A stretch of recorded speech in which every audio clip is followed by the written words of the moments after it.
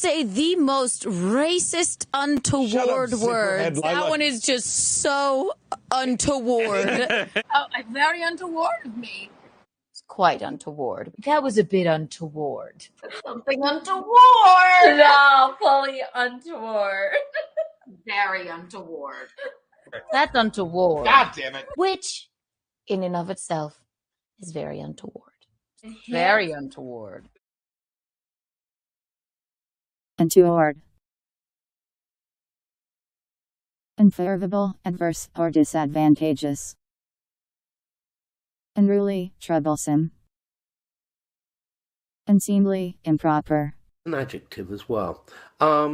There were a few untoward comments when I was leaving the room. Okay, here, untoward, inappropriate. Yeah? Okay, not right for the situation. His behaviour was untoward. Okay? Bad behaviour or not the right behaviour. How untoward of me! For the situation. Yeah? Okay, untoward.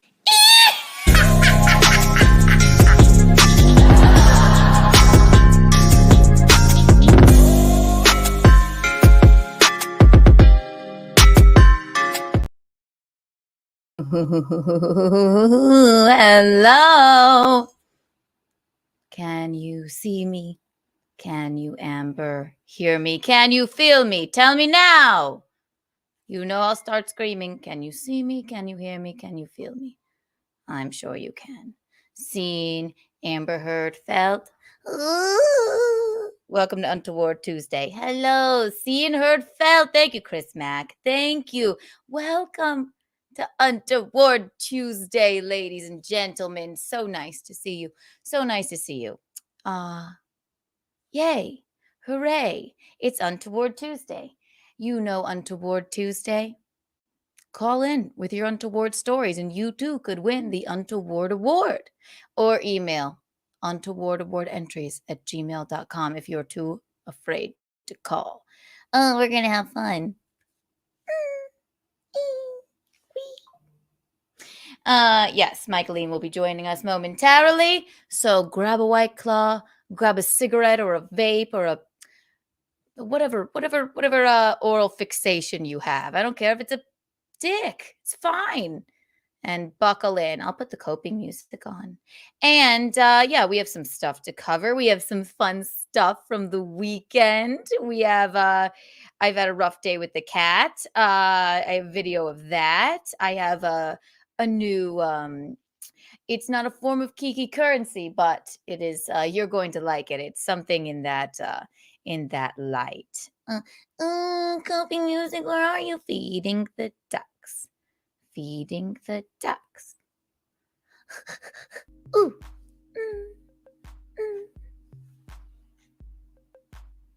We love feeding the ducks here. Yes. So here we have the Untoward board. The last week winner, I believe, was Don Luger. Yes, congratulations, Don. So we're going to erase the Untoward board now. And now we will choose a new winner. Goodbye. And we always award a first place, a second place, and a key honorable mention. So the board is erased. And again, that's untowardawardentries@gmail.com if you would like to email an untoward story. And that is perfectly fine as well. Perfectly fine. We can't get enough. We can't. And then I'll put the call-in number up very shortly. Extremely shortly. We can't wait. We can't. Let's see. Yeah, so that's the name of the game, people. Tomorrow on KeanuCast, we have the lovely Ashton Blaze coming on. We're very excited about that. Very excited indeed. Hi, everyone. Hi, Joey Dago. Hello, Joey Dago. I know. I was only 1 minute late. I changed it in time to 8:30, and then I started the beach thing at 8:31. So you really can't get on me for that. You really can't. Joey Dago. The whole Dago family. We really love them. We sure do. Here he is dancing.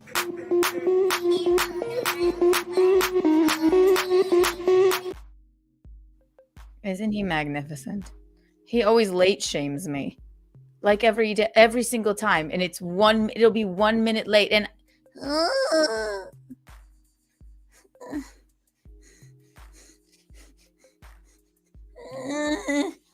this is gonna get on my shirt.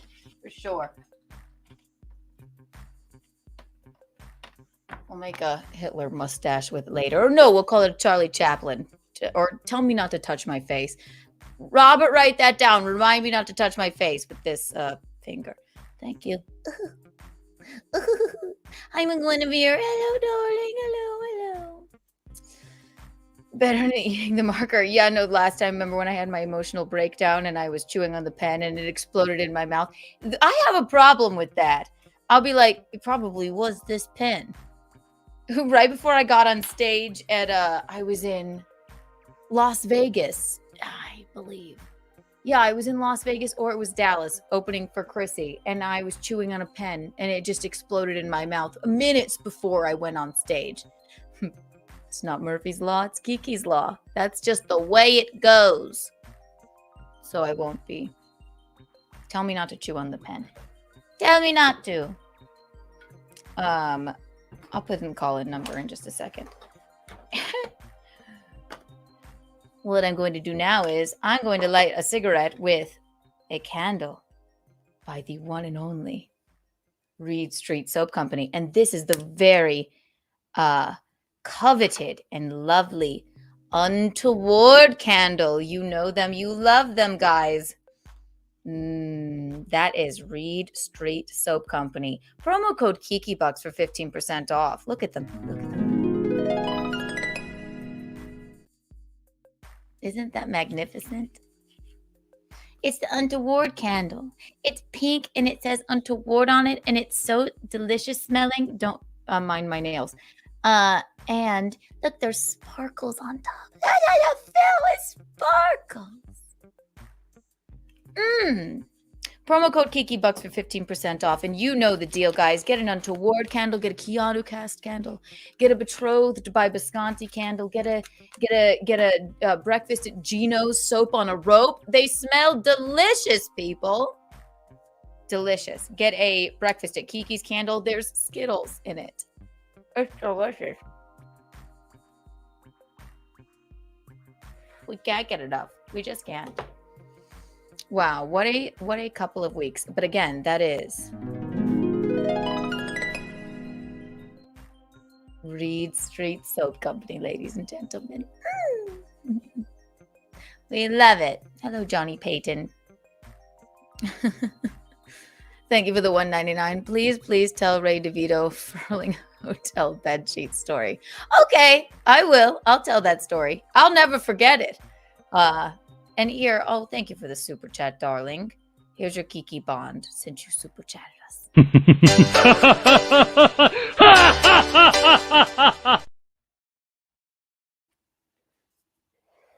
So let me put that on my list of things to do. I have diligent notes here. Ray. Or should I put I-95 killer? Just kidding. That's just a rumor. DeVito. Bed sheets. I'll tell my mom that story. She'll be here soon. And I don't think she's ever heard it. Sheet story. Just the most bizarre thing I've ever seen.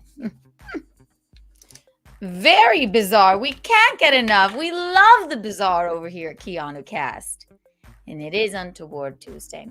So let me give out some Kiki bucks and Kiki coins. Oh, everybody here right now. Oh, the Dacos, McGuinevere, Roberto, and everybody else.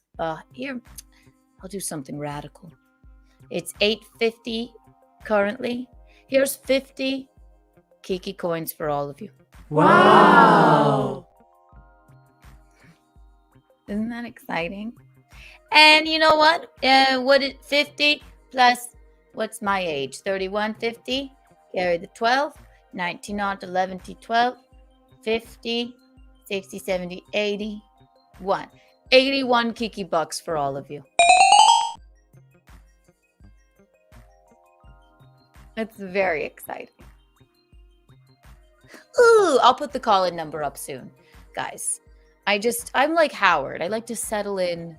And then and I know it's Untoward Tuesday. Then we'll take calls. And then, when Kionkast Wednesday, then we have the guest come 30 minutes later. I can't just go in with reckless abandon, I have to settle in, calm my nerves, smoke a cigarette, scream for Michaeline. You know how this goes. And if you're too afraid to call in, there's the email, untowardawardentries@gmail.com. You could type it out. You could speech to text it to us. Be perfectly fine. Thank you again, Johnny Payton, for the super chat. I will tell that story. I don't think I've told it on here before. Ooh, 19-0, 11-12. What's inflation like on Kiki currencies? Well, I don't know. Well, yes. I don't know. What I do know, I will figure it out. I believe I said 149,000 Kiki bucks earned you a ticket to the wedding. We've majorly surpassed that, so I have to renege on that offer. But that was way back long ago, maybe 8 months ago, when I didn't realize I would be printing out the Kiki bucks, and I didn't realize my own generosity. You see? But I do have 3D Kiki coins. See? Ooh. There are only 40 in existence. Ooh. And if you want one, there are a few left.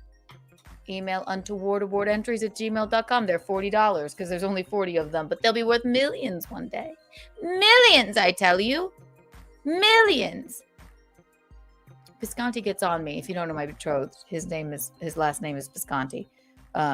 He gets on me. He said he doesn't understand my thinking in that. I said, well, it's the lovely Unpicked one. Follow his YouTube channel. Made them for me. He even made me a big giant one.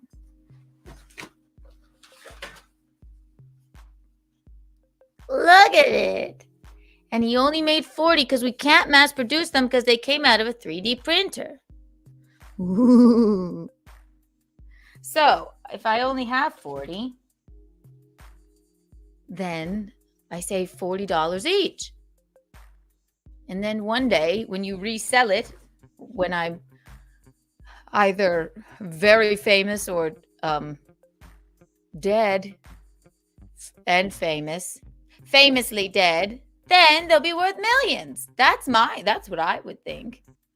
Buy one. untowardawardentries@gmail.com. Oh, yes. And here's the Reed Street soap email. Kiki, thank you. Thank you, Roberto.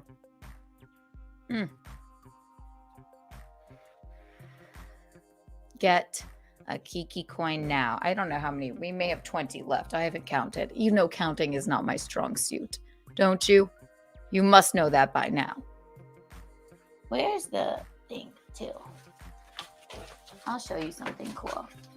The Unpicked one, he's so nice. He even made a freaking stand for the Kiki coin. And no one gets this one. It's only for me. But look, it goes right on here. Can you believe he printed this out of a freaking printer? Whee!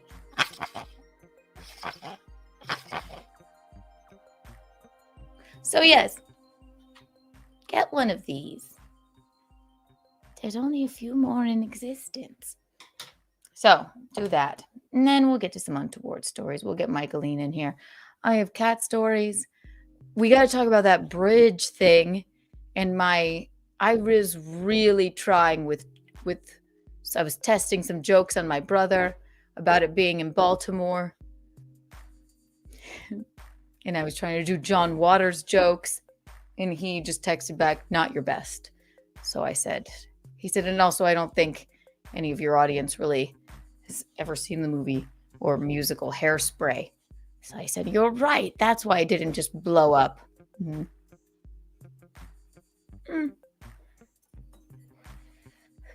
Alas, we are who we are.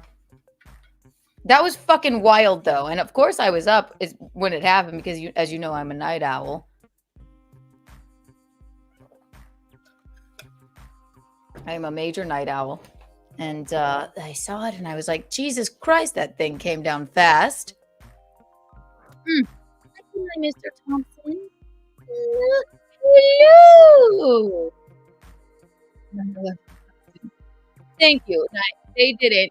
Mine were more about they were like the musical Hairspray related, which didn't work because no one that follows me has ever seen the musical Hairspray. I don't believe it. My tweet, I believe, was "Good morning, Baltimore," and I said, "Bad morning, Baltimore." Thinking maybe this will catch on. Nobody cared. No one cared. I have more on that later. Really, it was just really not bad. It was really bad. Yeah, not good. My audio is funky, is it? My audio is funky. Why? Settings? Bing, bing, bing. Hello, hello, hello. Tell me if it's better now.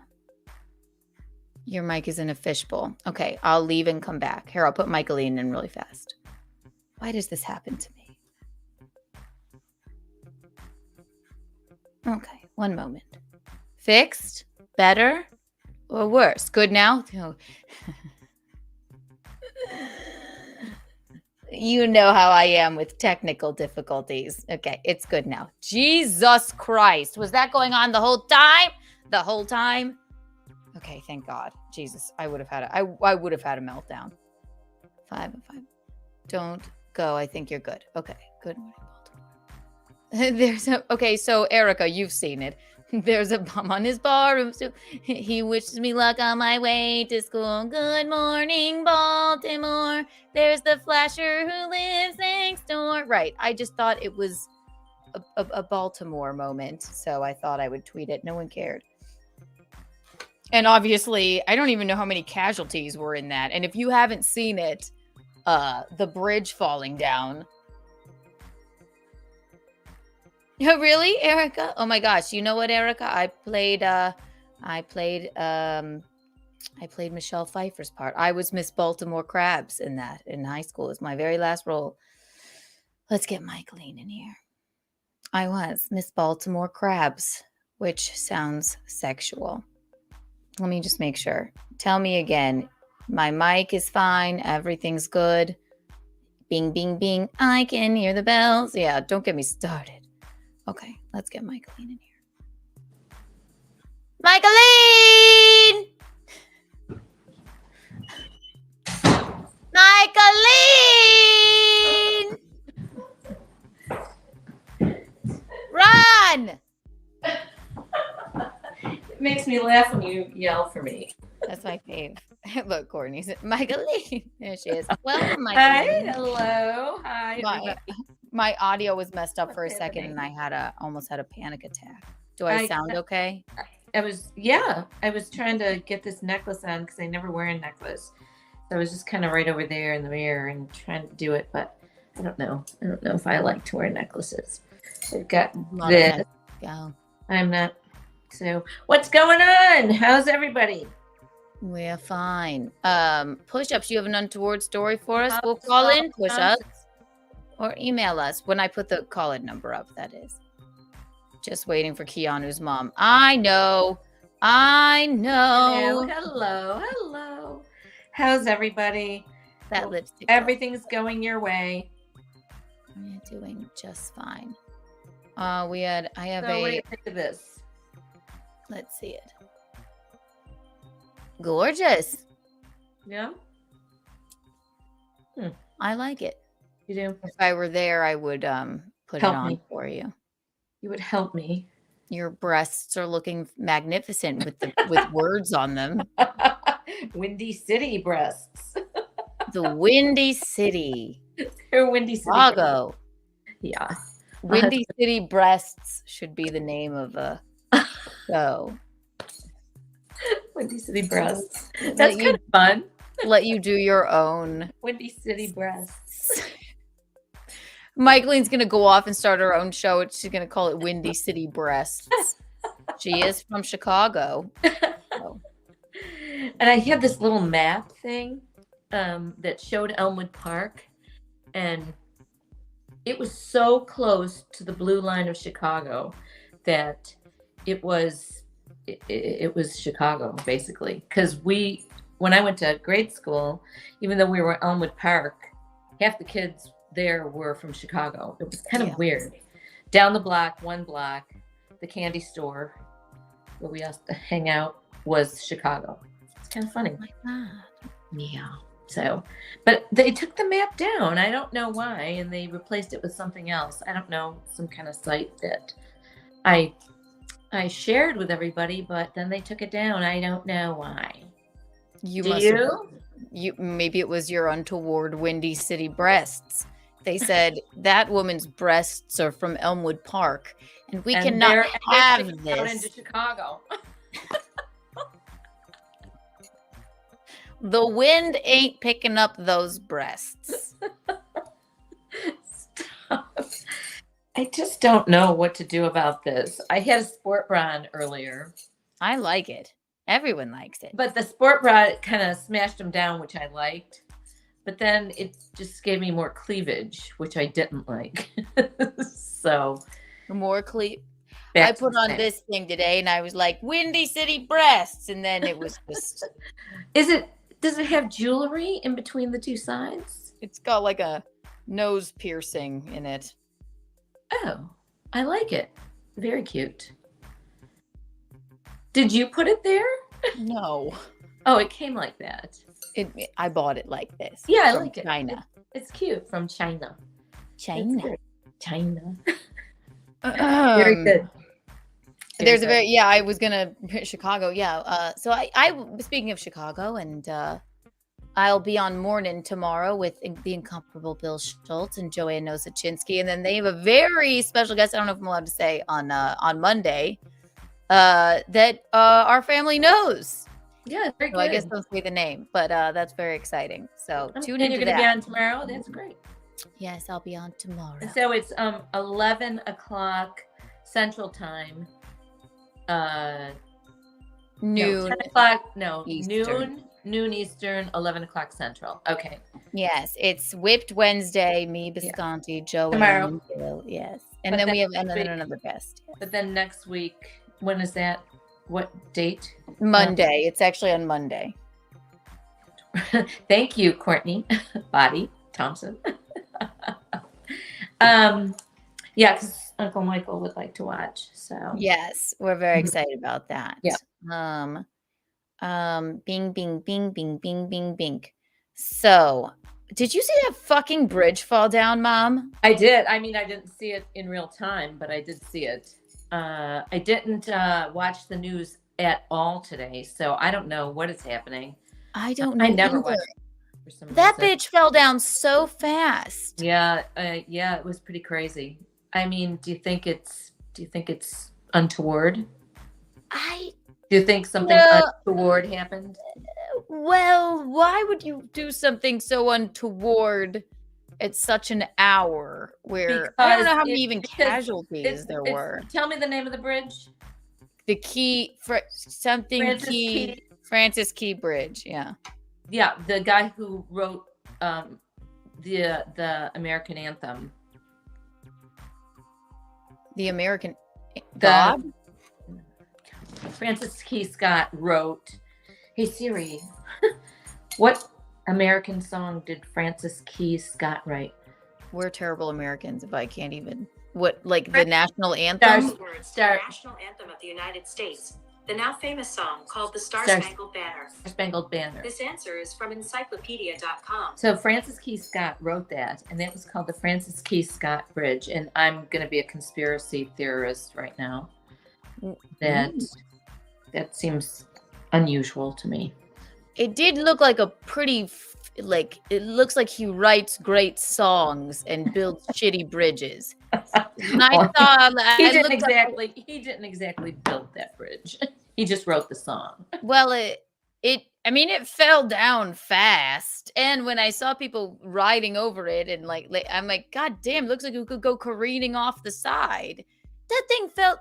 I have a video of it because why not here? If you don't know what we're talking about, a bridge, Baltimore bridge went falling down last night. The Francis Key Scott Bridge. Well, I was just making it. See, my bridge jokes are not good. Which is what I was telling A bridge to nowhere, a nowhere bridge. Bridge to You're on to it. nowhere. You don't know it. You know it. You're on it. You're on a bridge to nowhere. I was trying to make fucking John Waters jokes because he's from Baltimore, but no one that follows me knows John Waters whatsoever. Like, so if you don't know what we're talking about, I'll show you. There we are. There we are. And I thought, I'm up while this is happening. I'll strike while the iron's hot. 30 people liked it, Mom. It was terrible. It was so embarrassing. So I said, yikes, bad morning Baltimore. Because in Hairspray, it's good morning Baltimore. I saw that you wrote that on, what was that, on X, that you wrote that?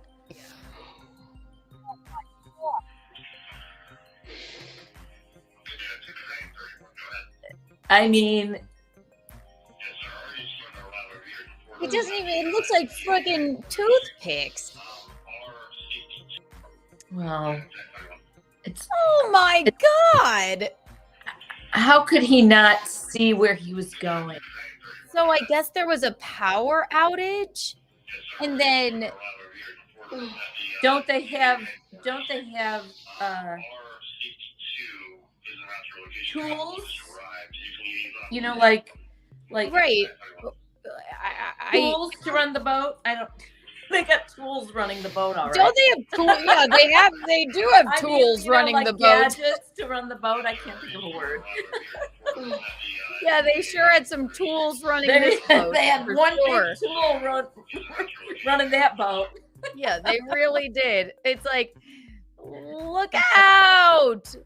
I'm a tool. How could they? Navigational devices. How could they not know where they were going? Okay, it's a boat from, I think, like Singapore or something. Sri Lanka. Oh, same thing. No, it was going to Sri Lanka. It was I got going that word. from. I got that word from your betrothed. Sri Lanka. Sri Lanka. He said it on his podcast or on his show today. Well, it's just, I guess so it was bizarre. going there, but he doesn't know where it's from, or I think it was going there. But yeah, we didn't know. Through Baltimore? I know. What's in Baltimore Did other it than come John from Waters? America? I swear it came from Sri Singapore. Lanka. I don't know. Good night, Mr. Thompson, if you're here. You tell us what you think. You're our sort of our do you think it was untoward activity? Yeah. Yes. Mm-hmm. According to the okay, here we go. Thank you. According to the radio conversation between the Coast Guard and the ship, they were able to stop traffic on both sides. They're stopping traffic on both sides. But I'm not too sure about the construction crew. Okay, so the people. Okay, so there shouldn't have been much anybody on the bridge. Okay, so there weren't a bunch of cars on the bridge, but there was construction crew on the bridge. I don't think it was untowardness. But what about navigational devices in a boat like that? I mean, don't you think that? Yeah, I don't know. They should have been able to navigate better. I mean, how long did it take them to get right up on there? I know it, right? Like, I'm not that nautical. I don't know if you guys know, but don't all boats, like, even if everything goes out, have a rudder? How much do I talk about the Titanic? Like, yes. Come about! Come about! Right. Smell ice, can ya? Oh, no. Oh, that's what I should have said. Smell bridge, can ya? For Christ's sake. Oh, my God. So, okay, I got to quit fooling around with this necklace. I'll put the call-in number up now. Sorry, guys. We got out over our skis. No. Yeah, it's like they know that they're. It's always so much more interesting if it's some kind of dread conspiracy, some sort of untoward thing, a good conspiracy. Yeah, that's true. I don't think that's so. What I'm saying. I want that to happen, but it is just more interesting that way. I don't know why they just didn't get their paddles out. Were they drunk? I was running the ship. Oh, we have a caller. I didn't even put the calling number. Yeah. mister. Yay. Thank you for calling Untoward Tuesday. How may I direct your call? We are well. Is this good night, mister? Are you here to tell us what your ideas are on the whatchamacallit, the London Bridge falling down? Yeah. Absolutely. And I didn't look too deeply into this here today, but it's on my radar for a very specific reason, which I'll get into in a second. Okay. But Pause 1 second. Michaeline, can you hear him? He's very far away, so if you can put Okay, it let me closer, turn the maybe. music down. Yeah, I'm just gonna put it closer. One moment. Hang on one moment. Un momento. Pink, pink, pink, pink, pink, pink, pink. I will turn down the music. All right, there we are. Let's see. How is ding ding ding ding ding? right. Hang on. Testing, 1, 2, 3. Testing. Better, I can hear Michaeline? you now? Better? Yeah, I can hear you now. There you go. Definitely. All right, so tell us what you Excellent. think. What are you thinking? Okay, so on the surface of everything, I would say that it does appear like an accident. It wouldn't be the first or the umpth time where we've had cargo vessels have issues, specifically with not only the power actually going out, but fires on board, especially during mid-journey, which is very scary. There's a decent story where there's unfortunately several people lost their life because of this fire on a cargo vessel like this. And then, I mean, how many people would you say are on this cargo vessel? It looks like just cargo. Like, it doesn't look like there's a lot of people in steerage, and there's no pool. So yeah, so you would have your engineering crew, which is both mechanical and mechanical for the engine, and also actually controlling the engine. Then you got your navigation, your captain, and then potentially, depending upon where you are in the world, you have your pilot, which knows the local area if they're navigating out. I'm not too sure of the exact model of the ship. Again, I breezed over it. I actually was to the extent that this was important enough to actually show up in a report I read this morning. okay. So the interesting thing that sort of caught my attention with this is it is a known fact with these type of cargo vessels or any large ship of this nature, they typically take a decent amount of time and distance to actually stop. If you think about it in terms of space, an object in motion is going to stay in motion. So with minimal friction from the water, it may take, a couple of miles for the ship to actually stop. So in the event that it loses power, it's absolute bad news, especially if this ship is what they would call fly-by-wire. So if you lose power, and it looked like it was losing power on and off. So if you lose power, it just can't stop. Like, Because it takes a mile or two to stop a mile or two to like stop. that. Right. So even if you had power, it's still going to take a pretty good distance to stop. However, depending upon if it has there's specific types of pods in the newer ships where they can turn 360 degrees. You can actually you can adjust the propellers so that way it actually slows the ship down faster. So I'm not, I'd actually have to physically look at the ship makeup when it was built, all that type of stuff to actually tell you specifically what was on board with it. Do you know if anyone on the ship died? No, the crew is fine. Will everyone be getting their Amazon packages? That I cannot guarantee whatsoever. Okay, so the very minimal casualties. Okay, that's good. Because if I think about the at type, least on the ship, we don't know about any specific traffic, or specifically the people that were working on the bridge, the construction workers. I believe they were filling in potholes, from what I have heard. yeah, it looked like a pretty janky ass bridge, so that would make sense if it had potholes in it. I mean, that thing went right down. It looked like it looked like it just like grazed the one of the. This is so. But it's all wrong to say. connected. I think support I mean, it's pillar. all- Yeah, it just Well, like no, I mean that thing, it went down fast. My God.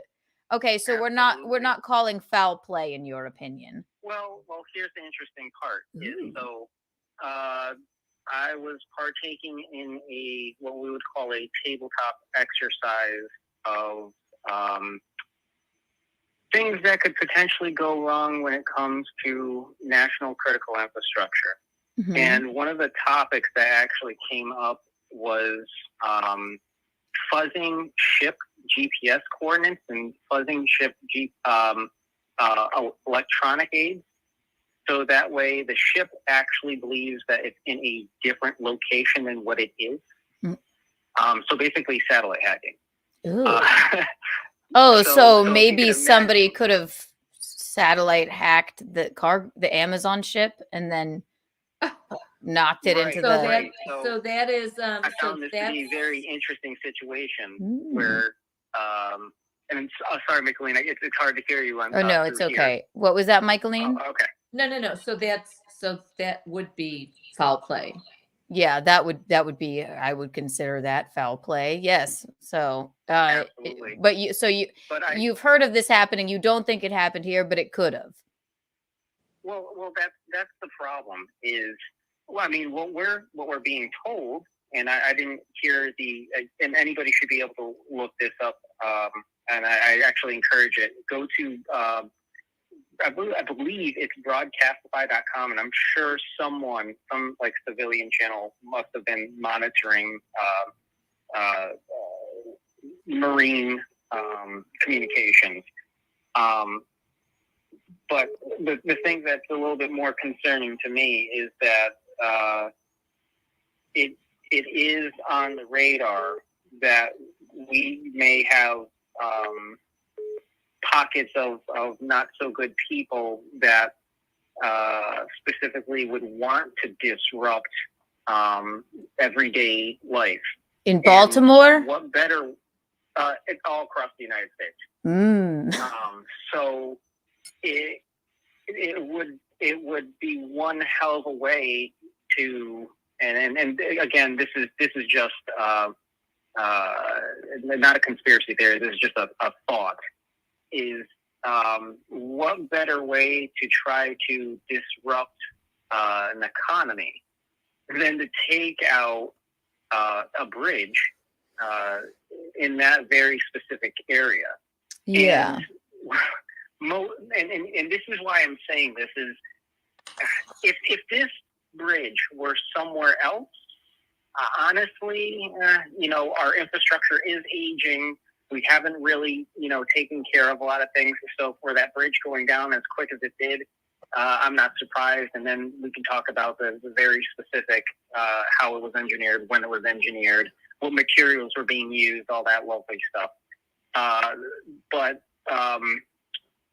what is sort of concerning to me is how easily it could be to actually either manipulate GPS or sabotage a boat like that. It's true. Yes, with all of our Amazon packages and everything, it's terrible. Absolutely. Could it be a distract? Like if London Bridge had actually fallen down again, I don't know if they rebuilt it. Right. I'd be like, the royal family is trying to distract us from something. I don't know anything that's going on in Baltimore other than John Waters lives there. It's just the weirdest thing. And if you can manipulate that, Yeah, that's terrifying. You're right. The problem is the naval academies over there for one. There are other things that are also in the area. Don't call black people things. How dare you? Please. Yeah, every single time. I'm just teasing, guys. But, don't worry, people. That's Detroit. I'm just teasing. Stop it. It's just a joke, everyone. Jesus. It's Untoward Tuesday. Everything goes. That's right. So, but there are, it's Baltimore, Maryland. There are plenty of assets between Baltimore, D.C. Area that, again, could this be, on face, an accident? Absolutely. Yes. It could just be negligence. They could have had too many White Claws in steerage, and then somebody missed the bridge. Yes, exactly. So, but considering how let's give like the perfect example here. Look at Boeing. Okay, Boeing's manufacturing and their maintenance of they're having a lot of trouble. Yeah, absolutely, positively dismal. So why wouldn't we, have a decent educated assumption here that maybe there was a certain part that wasn't really looked after, or true. Maintenance checks on this ship weren't done, and that's going to be part of the investigation for them to go and try to figure out, hey, what happened here to where a ship like this lost power? And God forbid that thing is flying by wire, which odds are probably is. That would be terrible. Well, yeah, that's a bad day. Good night, mister. We will look to you. You will be our correspondent on this topic. Michaeline, anything to add? What do you think? I'm just going to say American Airlines is Boeing, and they're having a lot of trouble, and it's American Airline, and it's American Airlines. Who's to say that there's not somebody there sabotaging that? It's true. Well. Why are doors flying off and things? People keep, I would look at all aspects of all of it, especially I don't know, Baltimore, Francis Scott Key Bridge. That seems suspect to me. Because of the yes. All right. Well, thank you for the info. I will be putting something about the bridge on the Untoward board, and thank you. And and the caller that called in between, you may call back. But while we let good night, Mr. Go. What was your last thought? I'm sorry, I interrupted you.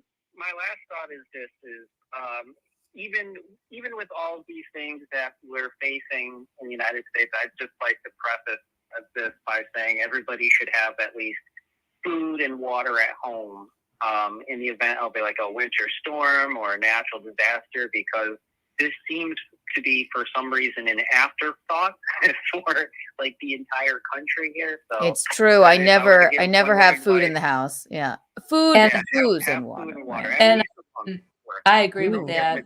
Beans or rice, just in case. That. And I think you need to all have cash on hand. Cash on hand. Yes. All right. Absolutely. A decent amount of cash on hand. We live and we learn. They don't touch. Where do we keep it? In the freezer, the mattress, or and maybe a firearm? My hope chest. I don't know. And maybe a firearm. Talk about a hope chest. Just kidding. All right. Good night, mister. Thank you so much. Call back anytime. Bye. Take care. Oh, we love him. Okay. So he's not suspecting foul play just No, yet. He's not. But I think we would all be remiss if we didn't at least consider it. That's all. So we'll put that on the Untoward board. Bridge. But I'm glad no one died. I didn't realize they got the cars off the bridge. That's good. Can you imagine you're just driving this bridge? I think I did see one car during that thing happening there. Bridge. And actually it's not a bridge to nowhere, it's a road to nowhere. It's from Lost in America. You're on a road to nowhere. You know the road. Did you ever see Lost in America? Did you ever see it? I actually didn't. I'm ashamed of myself, but yeah, you should see it.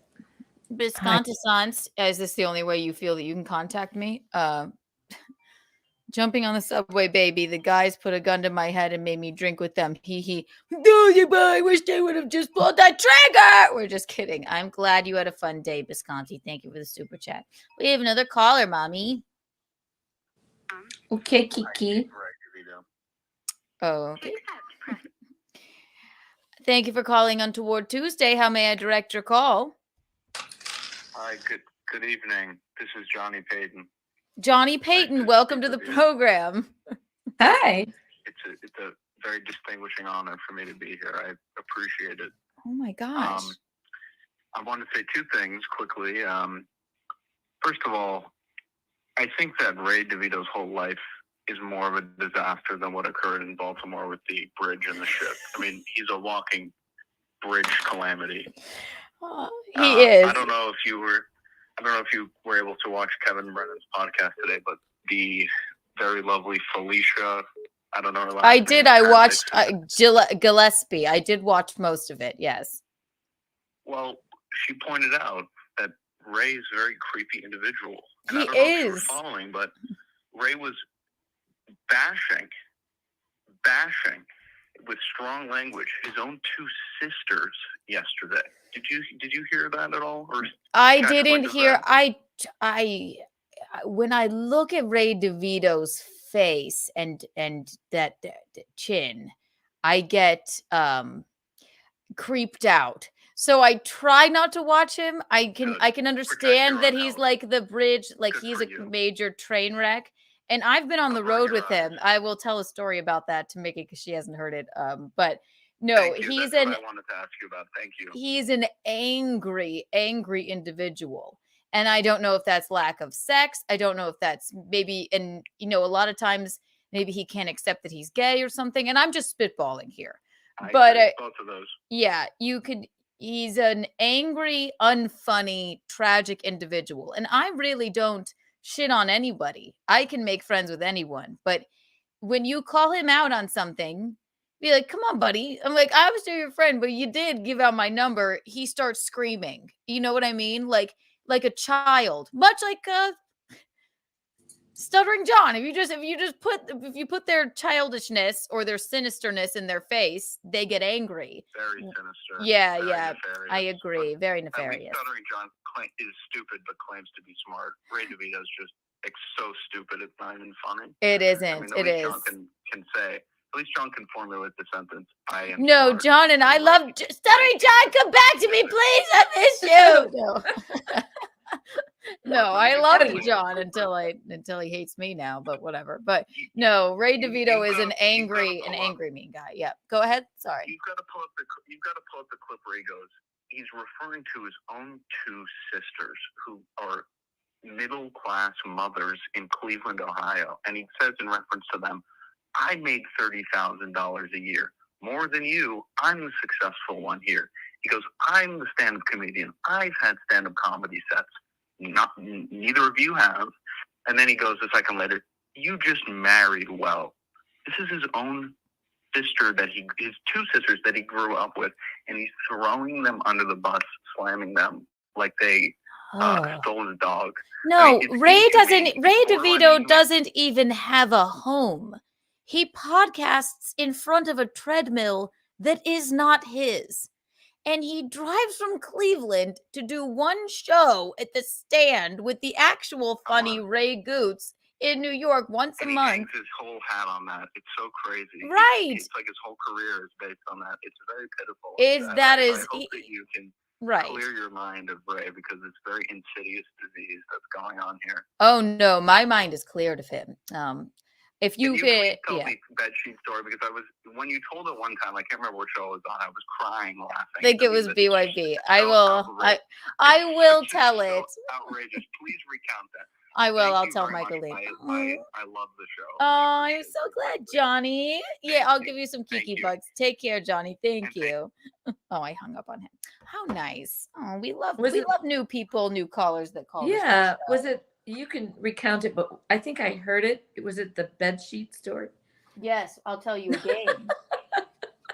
I don't know where I heard it. I don't think you told me directly. Maybe I was watching. I really tried to. Maybe I was watching you on some other podcast or something. I told it on another podcast because nobody seemed to care about this, but it was so insanely shocking to me. Yeah, I'm like, I have to get this story out there. that's pretty We funny. love you, Johnny Payton. Thank you so much for calling in. Okay, so Ray DeVito made the Untoward board. Let me catch He up. made on- the Untoward board without his knowledge. He has no knowledge. He's weird. Who gets the prize? That man or Ray DeVito? Well, Johnny Payton. I'm gonna Johnny give gets you it or the Ray prize. DeVito gets it? Ray DeVito gets The Untoward hopefully- award? No. No, Johnny gets it, and it is distinguished. Good. Right. Okay, we have another caller. Also, hang on. All right, should I just take this? Hang on.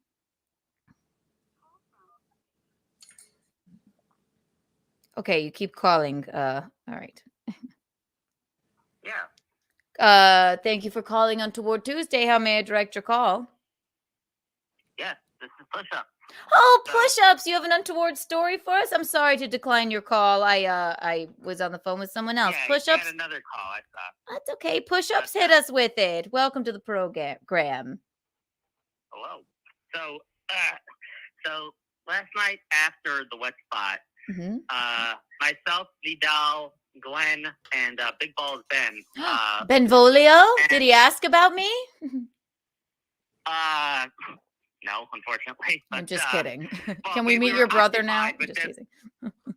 Well, okay. But well, we were occupied with the situation that was going on, which I'm going to tell you. So Okay. we get there, and there's this girl there that's passed out drunk at the bar. And so we're all hanging out, and she wakes up and just sort of attaches herself to us. Uh-oh. And yeah, well, and so she's talking to us, and we got her some water. We're trying to sober her up. She's still very drunk. Was she And, pretty? Yeah, she was pretty, but you And know, she it's was hard to there by understand what she was herself? saying. Yeah, she was there by herself. Oh. But so we got her some water. We're trying to sober her up, and somebody mentioned the name Gino, and she kept saying it. And so we just pointed to Glenn. He's like, "All right, that's Gino." And we were like, she was like, "Okay, Gino, what do you do?" And so we just continued to construct a story around the situation. We're like, okay, we actually work for a pornography studio, and Gino there is our top gay talent. Was Gino there at the time? No, he wasn't. but she thinks she met Gino, who was Glenn. So What? so now That's yeah, kind of so I don't. I Was figured she a Gino would guest? get a- Who would did get a- they have? Who did Gino have on his show yesterday? I can't remember. It was He had Carl. just Is that his name? Carl.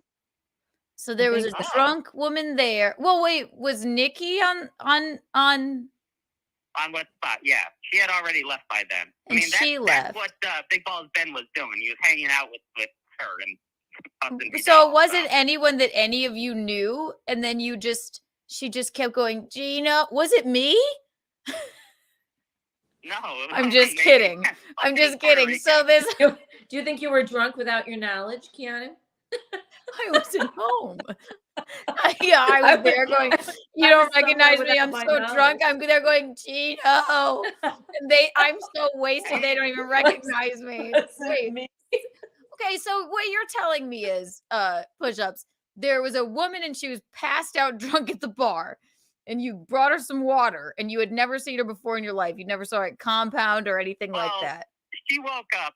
Right? No, we've never seen her before. She was just there, like asleep at the bar at Sullivan, and she woke up and just kind of attached herself to our group. And since she kept hanging around, we decided to get her some water. And so we just decided to construct a story around it just for the hell of it. Oh, so she But wasn't saying Gino. Oh, she was saying Gino because somebody mentioned Gino's name, and she just heard Gino. Oh, so Gino. she was just Gino, okay.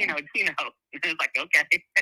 It wasn't. Was it the truffle pig by chance? No. Did she No, have giant unfortunately gauches and seemed like she was from seemed like she was from Daytona, Florida, where everyone's happy?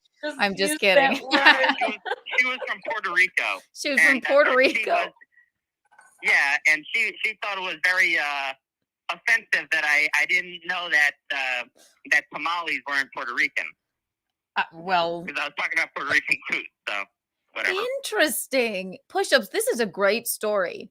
So I guess in her drunken stupor, and you guys were talking about Gino, she woke up and she was going, Gino, and then you passed her off to Glenn, good buddy of ours, saying, this is Gino, and you gave her water. Did anyone make sure she got home? Yes, Vidal made sure she got home. Oh, And yeah. but the funnier part is, so we told her that Glenn is Gino, and he's our top gay porn star talent at the studio. Ah, top gay porn star talent. That's wonderful. You know, a lot of gay porn stars aren't actually gay even. They do it for the money, which I completely understand. So maybe Glenn got we'd have to ask some. Gino about that. So. Maybe he will. We should ask Gino. Well, I love push-ups. That is a fantastic story. Thank you so much. All right. I'll catch you later. Bye, my love. Bye. I Oh, we love think, push-ups. Keanu, that you need to go on the Untoward board for using that term goshes. Goshes. Are you fucking kidding me? The truffle pig sniffed out my I'm wedding sorry. registry. I'm not I'm talking allowed about to her. say she has goshes. I'm okay? not talking about her. I'm just talking about the word, okay? Goshes. You better put yourself on that Untoward board. It's in for using honor the of word Nana. goshes. Yeah. Push-ups. That's funny. Great start so far. Let me look at all of this. Hang on. I have a lot of calls here. Call from. Michael Gavin Alley. Oh boy. To Okay. accept, press 1. To send a voicemail, press 2. Michael, can you hold for one moment? Yeah. Okay. We gotta put him on hold while I catch up. That's Machine Gun Ali calling into I don't know if I'm not sure what he wants to do. Maybe tell us an untoward story. Do you remember Machine Gun Ali? He came on our show. Are you talking to me? No, I'm talking to God. Yes, I remember him. Okay. Let me take a deep breath here. Yeah. Rocco said something which I wanted to look back at, and I can't remember it. I just saw it. How is everyone doing? Is everybody feeling good? Feeling great? Feeling good? Feeling great? How about you? Good morning, Baltimore. Yeah, that bridge thing is wild. Is Michaeline? You have somebody that really loves you in this chat. Is Michaeline Tay Jasper? Is Keanu's sister? It's great, bro. Yeah, he said something Thank you. earlier that I know you would like. No. Oh, there you go. You love when people ask you to come over. Hi, Mama Keanu. How about a date? Come over to North Cal. There you go, Michaeline. You love Okay. Northern California. Visconti's getting on the You have a subway and picture? coming home. No. Leave her be. God, I need a cigarette. He's waiting for sex at Lex. Yes, that's what he's doing. Rocco said something that I wanted to look at in the middle. Oh, it's literally just deregulation and lack of investment in infrastructure. Rocco, conspiracist freaks. Oh, we didn't know. Rocco, you know me. I just think the conspiracy thought is just more interesting. I'm sure you're definitely right. I'm definitely not a conspiracist theorist. I am. At all. I just think it's way more interesting to talk about. It's fun to surmise. Sorry, Rocco. I like to think that a young couple was kicking around someone's Amazon package, and all of a sudden they looked up and there was the pole of a bridge there. And then they waited for the ship to sink, and then the young woman let him sink into the Baltimore River. And generally, did that make any sense at all? It was a Titanic thing. It was good. Make it into a story. Yes. Turned up and went, and then yes, broke in half. Hold on. I mean, yeah, it couldn't stop at the iceberg. I get that. Also, I mean, look at Speed 2. That boat just That's ran right into the Speed into the 2? island. Yeah, Speed 2. I didn't even see They couldn't stop the Speed flipping 1. boat. You had to keep it at 30 That was not the miles per Keanu hour. Reeves one. It was the Jason Patrick one with Okay. Sandra Bullock. Yeah. So, and Rockets, Fox News will tell you that Boeing door flew off because of affirmative action. what?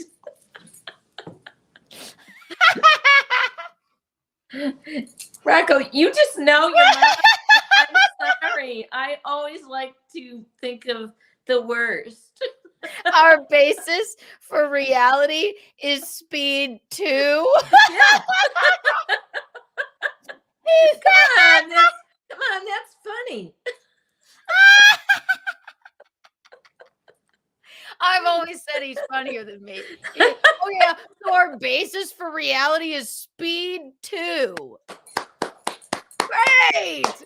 It just the bridge just fell down fast, Rocco. And Willem What can Dafoe I was say? in that too, man. Willem Dafoe was the culprit of that. I'll never forget. I don't know if the Onion still exists anymore, Mom. But when the Onion came out with an article about how we were using the Onion is basically it was a high majorly Satire popular bullshit, thing. right. It was just Yeah. all complete.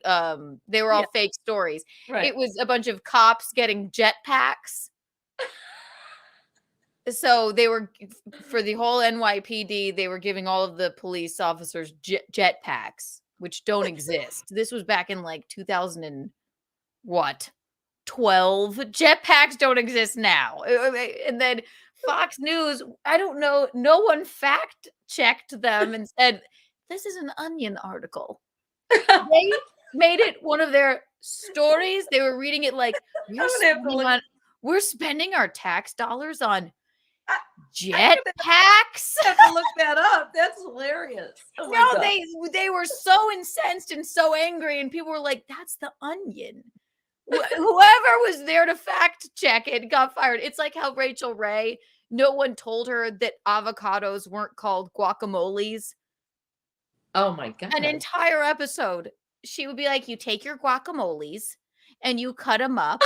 Well, she's really stupid then. Well, my point exactly. Maybe we should look at the top of the article and go, oh, this is the Onion. And maybe we shouldn't watch Rachel Ray. Did you say racial? No, I said rate. Yes, Keanu, I said racial. Oh, we'll take our caller now.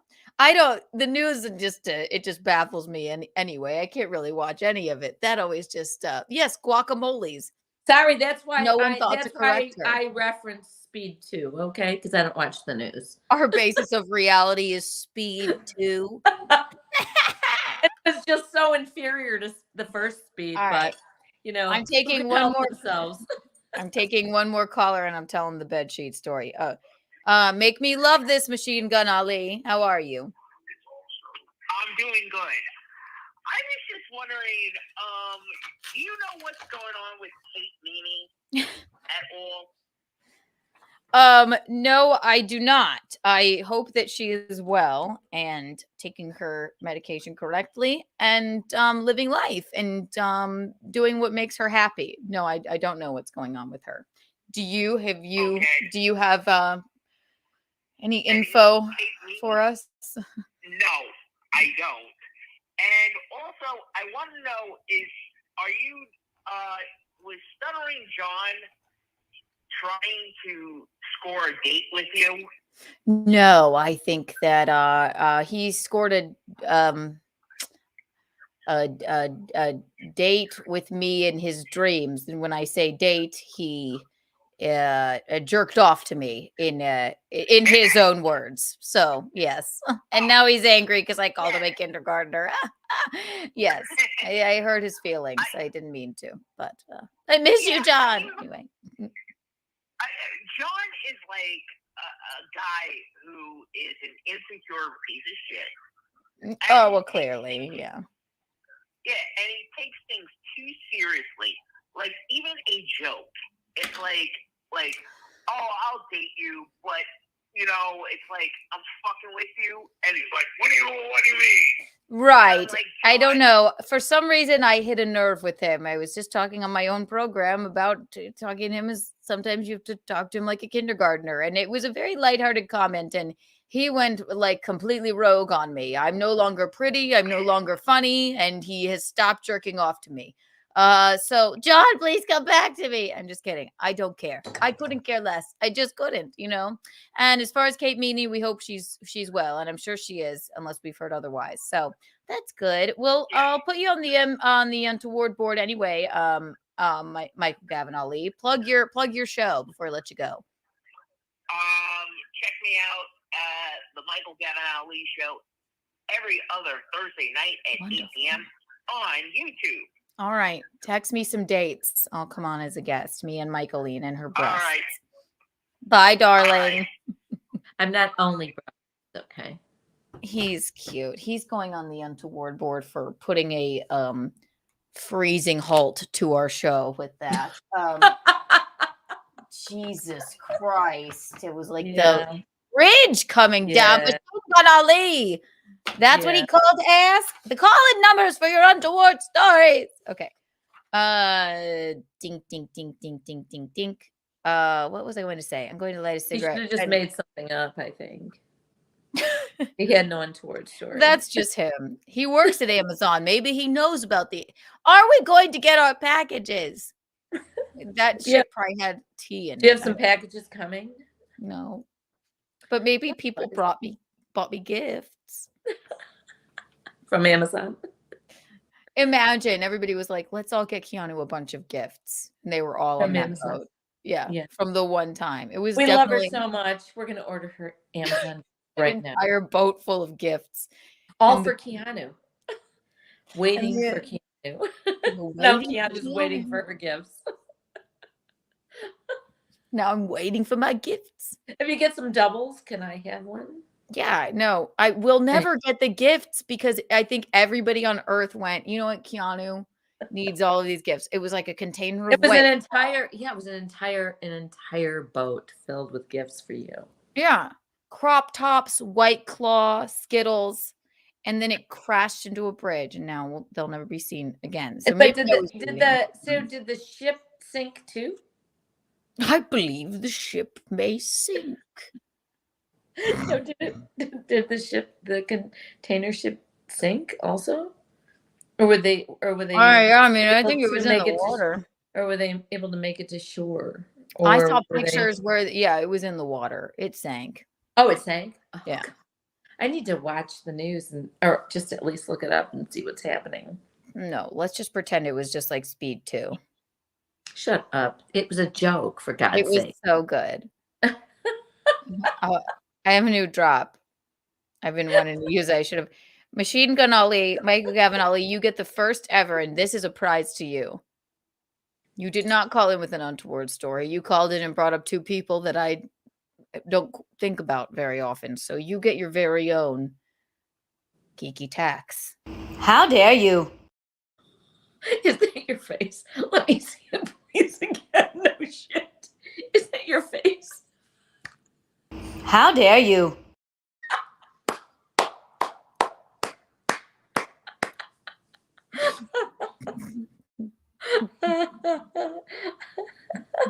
Uncle Sam wants you.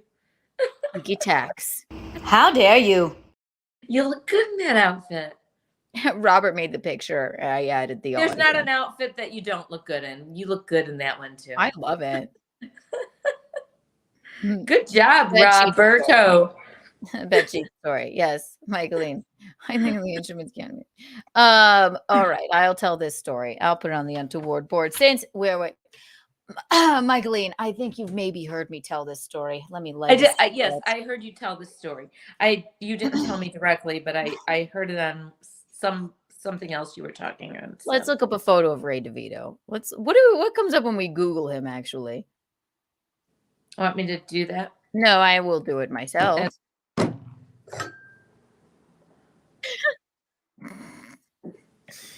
I mean, I could just say, "Hey Siri, who is?" No, it's okay. I'm just looking for a photo. Yeah. They always say that old people talk to their phones. Yes, you and Gino alike.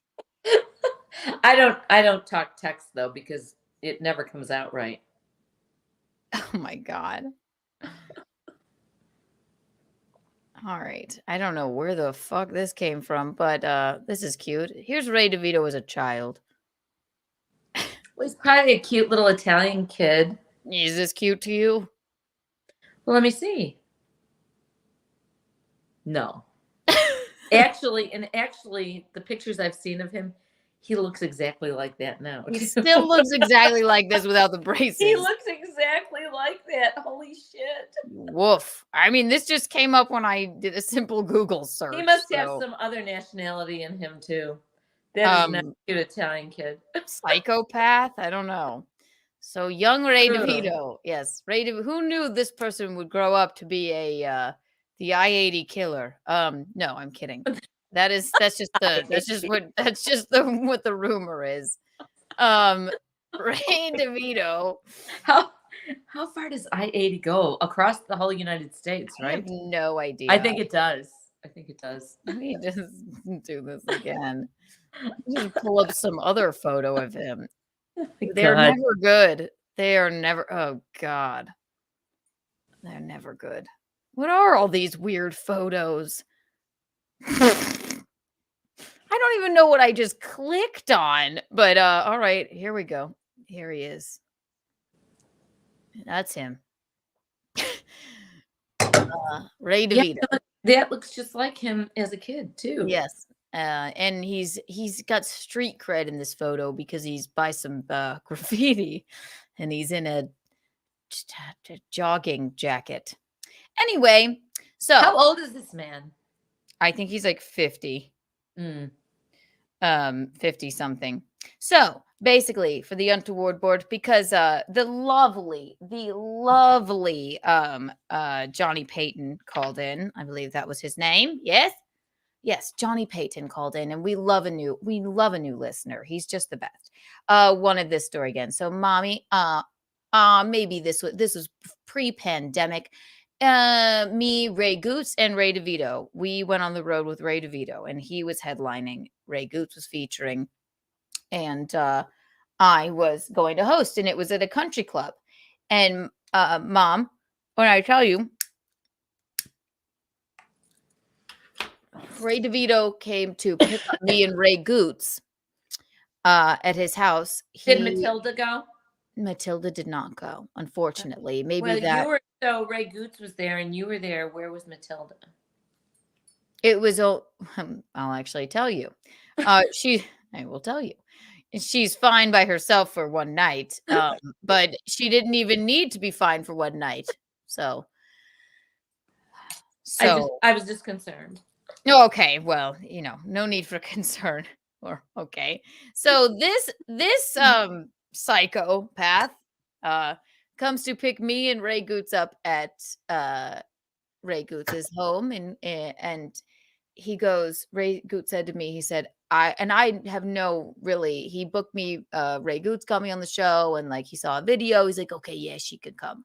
That was the first of all thing. It's like, it's a girl, right? Weird. He saw my picture. I didn't really even have a video. He's like, okay, yes, she can come. So I'm hosting and we're driving to this country club. But before we leave, Ray Goots says to me, do you mind? I don't want to sit in the front seat with him. I didn't hear that. Can you sit in the front with him? And I went, yes. I'm like, because Ray Goots is a good buddy of mine. I'm like, of course. I didn't hear that part. Yeah, he's like, right. So then he's like, hey guys, like, come on in. Yeah, come on in. Come on in the car. Ray, you shotgun. He's like, you know what? Keanu really wants to ride shotgun and gets in the back. I'm like,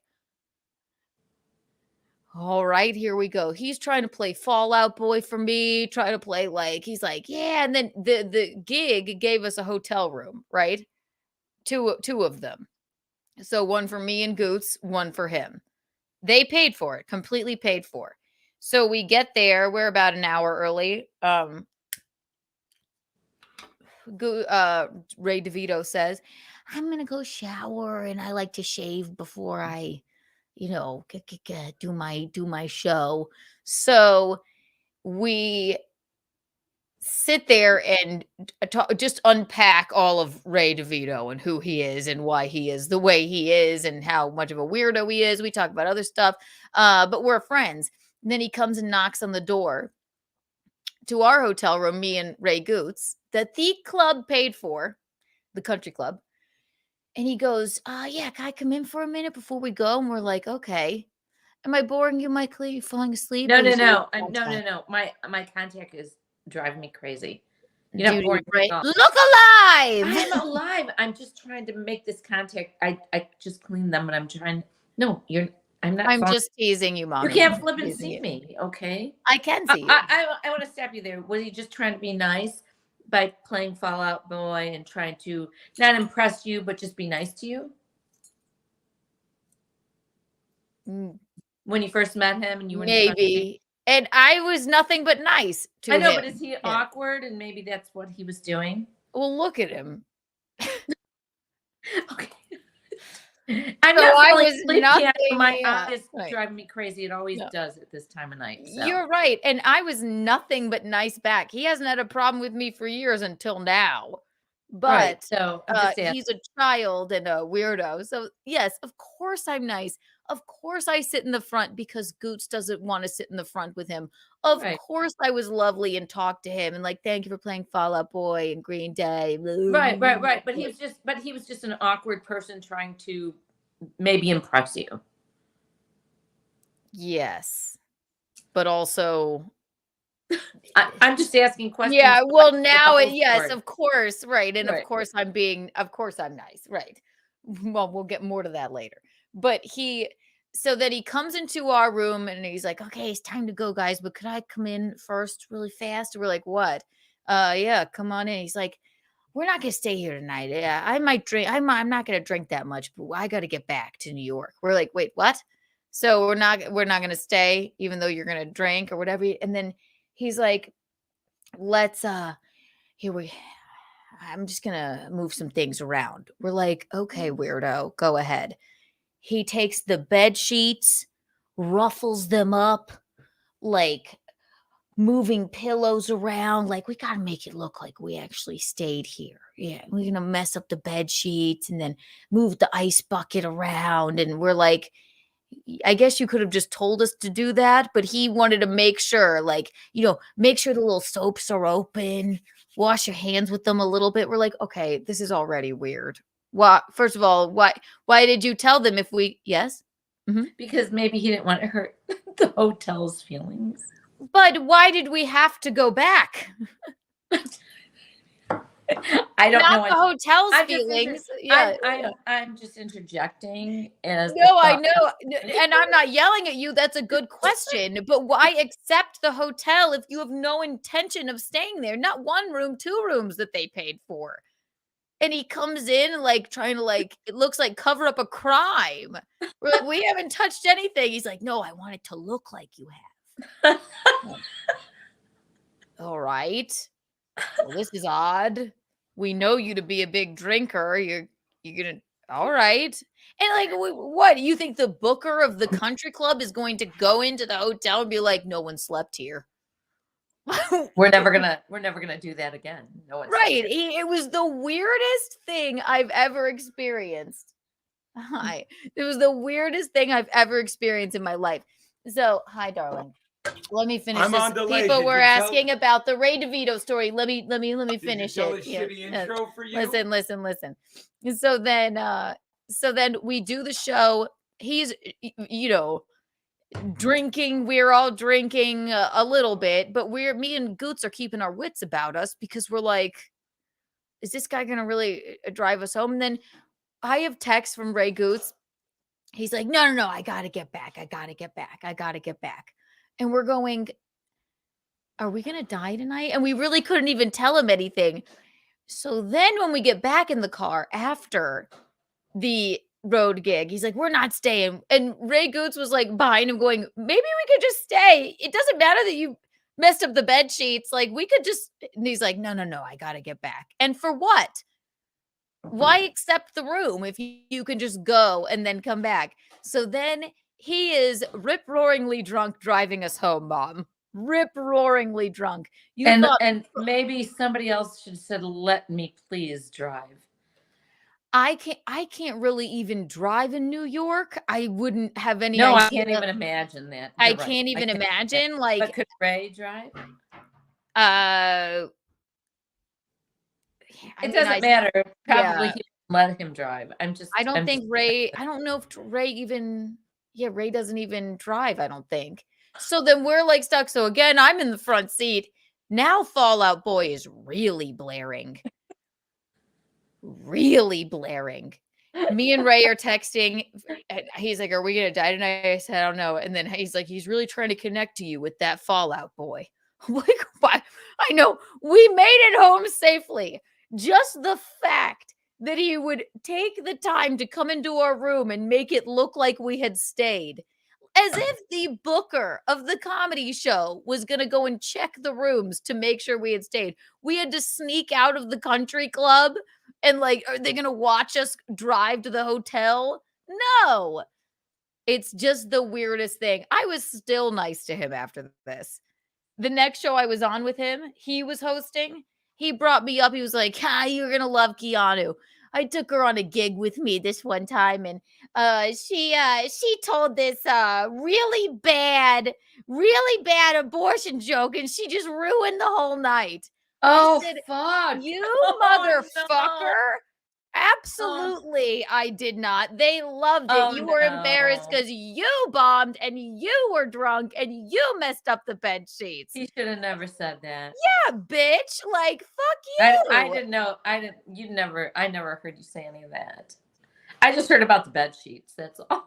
I wouldn't have harped on this story, but our new friend, our really good friend Johnny Payton really wanted it. So, Ray Frank You're not Pellegrino says harping on Ray it. is Fallout Boy. He sucks. You're not harping on. I only heard the bed sheets. I didn't hear all that. So now, I guess fast forward 2 years later, Kevy Brenny gave him $100 to give out me, Eat Rock's number, and Gino's brother's number. And when you call him out on it, which I did on a show, he's like, "No, fuck you." And then he texted me. He said, "Well, I gave out Eat Rock's number. I gave out yours for a second, and then I took back the message." I'm like, "What's wrong with you?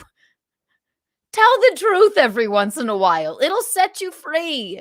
Okay? Maybe not, since you might be the I-80 killer, but you never know. Which is like the highway that goes all the way through the United States. That's the joke I now. know it goes through Illinois. Right. I Goes don't by really Chicago, it goes yeah, I-80. I think it does. he It goes doesn't through live, the- yeah. goes right all the way through the United States. So. Well, then that might be it, because he does drive from Cleveland over to New York once a month. And instead of he has a nail in his tire apparently, and instead of getting the tire changed, just every 20 miles he stops and puts more air in the tire.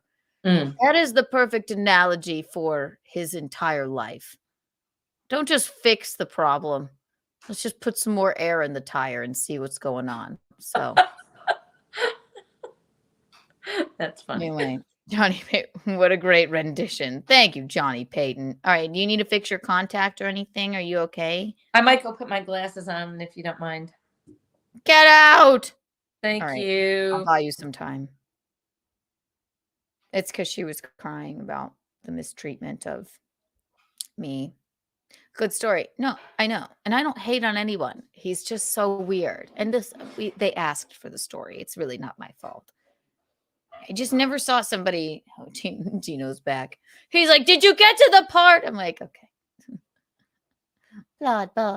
Let me give out some Kiki bucks. Ooh. 100,000 Kiki bucks to everyone here who endured a story about Ray. That was a lot. That was a lot of Kiki bucks. On the Untoward board so far, we have the bridge. The bridge. And Goodnight Mister wins that because he gave us all the info on the bridge. Ray DeVito's on there, and that award goes to because he wanted to hear the story. That award goes to Johnny Payton.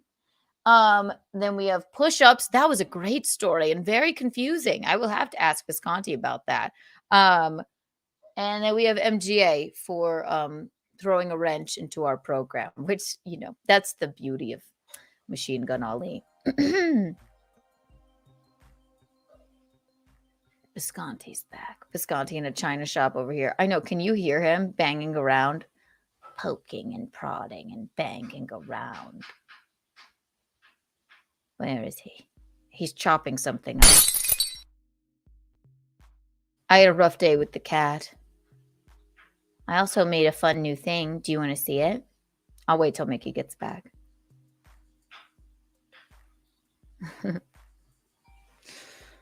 We have a caller. MGA wins for sucking. Ashley Marie Thornton. To accept. Thank you for calling Untoward Tuesday. How may I direct your call?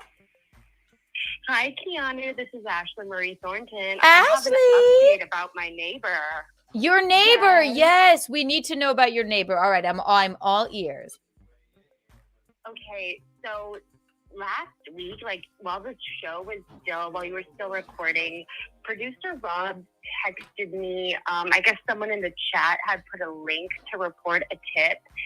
And I'm going to be super honest. I was not optimistic just, you know, because of, well, everything. And also, too, because this was, like, for, like, online crime. So I was like, yes. I just was not optimistic.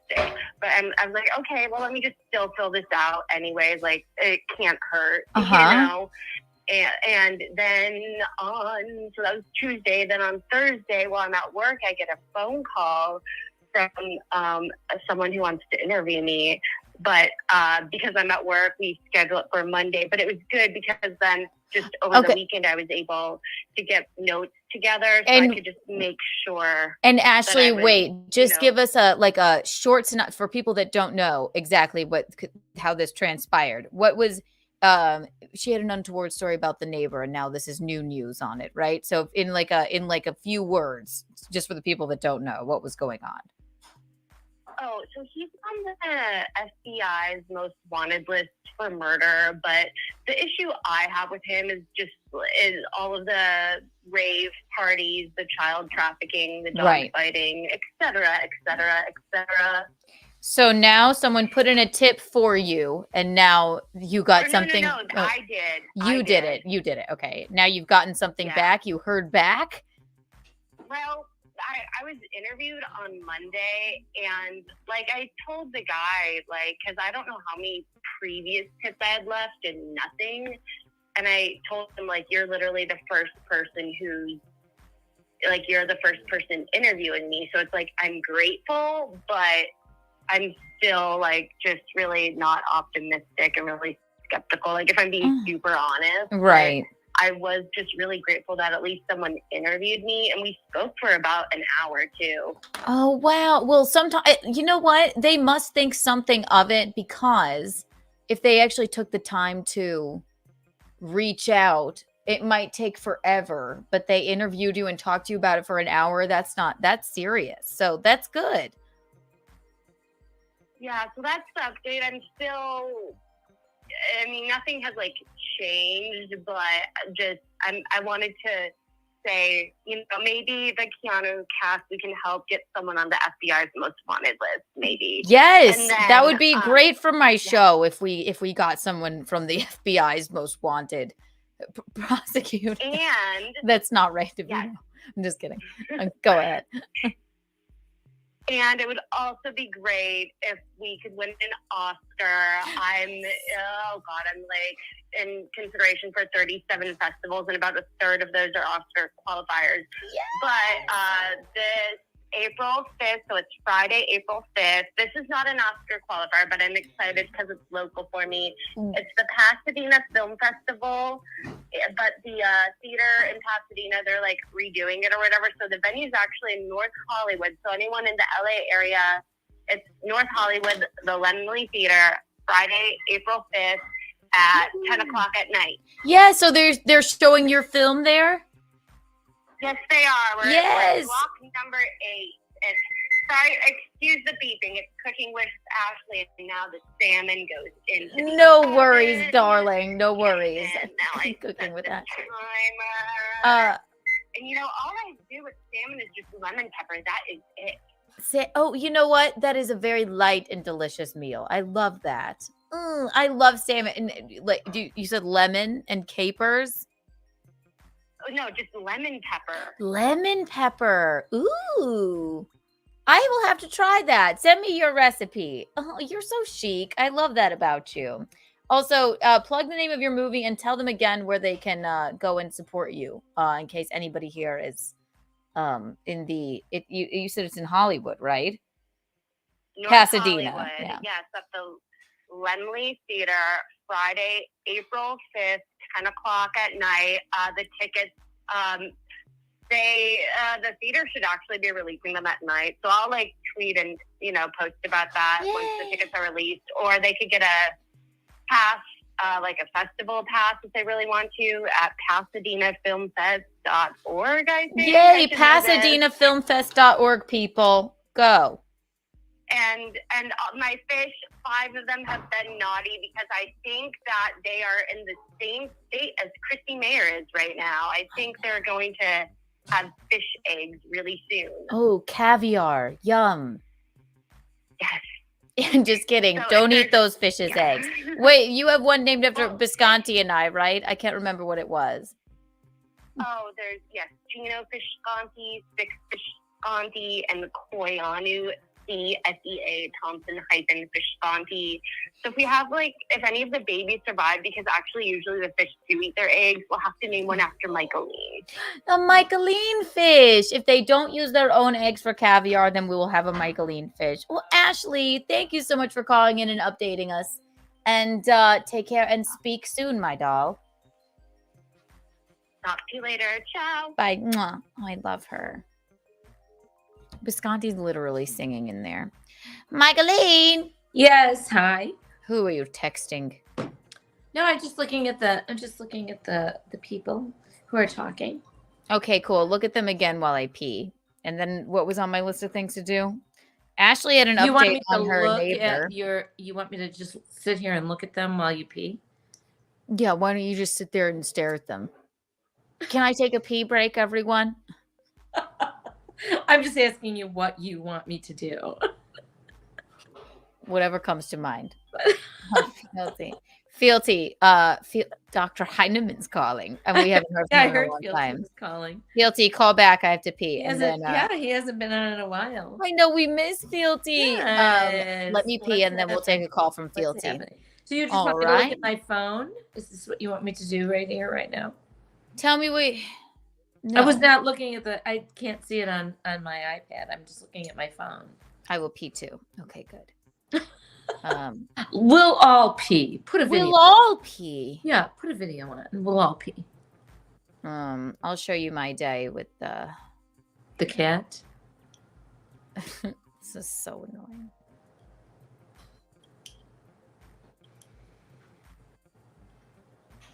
I had a rough day with her. I really did. Oh, need me a little louder.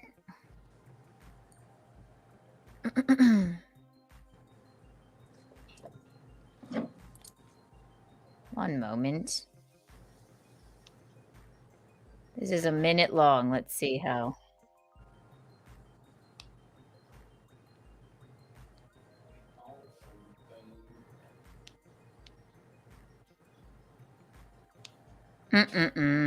Sorry, Michaeline. What are you sorry about? Everything. Bing, Are you bing, saying bing. sorry to me? Is somebody saying sorry to me? Bing, bing, bing, bing, bing. Okay. Who's being sorry? I said I'm sorry. I'm sorry too. Where are you peeing? I'm peeing right here. No kidding. Why don't you just wear a diaper on the show? Now my contacts are. I should wear know just a it's diaper. crazy by this time of night. My It's contacts. the light. So, I mean, I could actually Just let Mickey twirl. You should just twirl. I can't Here. twirl. I will. I can't. I can't. I'm gonna save this video. Tell them about your Can day. I just I'll be bob right and weave? back. Can I just bob and weave back and forth? Absolutely. Now that you can see their comments on your phone, you could talk to them. Say whatever you would like to Yes, Michaeline. but they're not. Untoward or not, say the most untoward thing you can say. Think of right now, starting now, to Michaeline, and she will answer. 1, 2, and 3. Okay, so start chatting to me, please. That's hilarious. I peed faster than you. That's what Fealty said. Is he back? I don't know. Car wheels and expense, cat wheels and expensive. So I don't know what that means exactly. I might get dizzy and fall down if I twirl tonight, Courtney Body Thompson. Producer Berto, Fealty thoughts? Twirl, Mickey, McGuinevere. Hi, McGuinevere. Nice to see you. Don Luger, Mickey is a class chick. Thank you. That makes me feel really nice and really good. Call Robert while peeing, Kiki. Is Gino remodeling? Does the cat like the outdoors? If he did, Keanu would throw her 6 out the window, basically. You're the cat. Yep. It's a great song. Stir fried next cooking with Kiki. Oh, stir fried would be good. That would be like kind of funny with her stir frying and throwing all the vegetables around. That would be really good. I think so. Group pee breaks are only good for long car trips. That would be true. Did the cat wheel get picked up yet? I doubt. Did it? I mean, did Keanu throw it out into the hallway? Where's your harmonica, Mickey? I have it right here.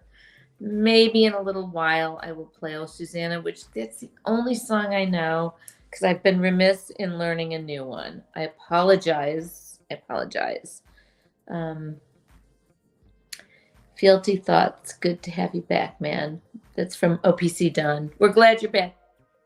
Fealty. What have you? And we also love the name Fealty. You know we do. Yes, we do. What have they been saying to you, Michaeline? They've been saying all manner of things, nice things, and interesting things.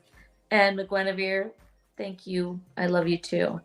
Mickey Charles, #1, and I are so intrigued by your Last Supper artwork.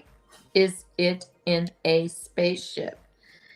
No. That would be that is a Last Supper- Salvador Dali. It is. It's a Salvador Dali. It's actually just a. Hold one moment, Fealty. It's actually just a poster reprint of it in a brown frame like the original. I saw the original in Washington, actually, at some art museum, it was massive and beautiful. So they were selling like your breasts. We're speaking of the Last Supper, Keanu. Oh, I'm gonna burst into flames. You know what else? No, that's all right. God made my breasts. It's fine. Well, God and Dr. Graper. God and Dr. Graper. And speaking of God, Dr. Graper and flames, do you know what this is? It's a candle. It's an Untoward candle by the one and only. A round of applause for Reed Street Soap Company, ladies and gentlemen. Fantastic. You're doing yourself a disservice if you don't get an Untoward candle, a Betrothed by Visconti candle, a Michaeline's Morning Rush soap bar. And the Michaeline candle. I love it. And I love it. Coming now, and there's a whole family. I'll show you guys later. There's a whole family package. It comes with a Keanu cast candle, a Michaeline candle, and a Breakfast at Gino's soap on a rope. So you are going to want to go and figure that out and get that from ReedStreetSoapCompany.com. Promo code KikiBucks for 15% off, everyone. So, Michaeline, did you fix your contact lenses? What's that? Did you fix your contact lenses? No, I just blinked a few times and I feel better. And let them get watered up by your teardrops or your tear ducts? Gino kissed my eyeballs and then he licked my eyeball and I felt better. Oh. That's what we use as Lubrication. and that's not the only place. Anyway.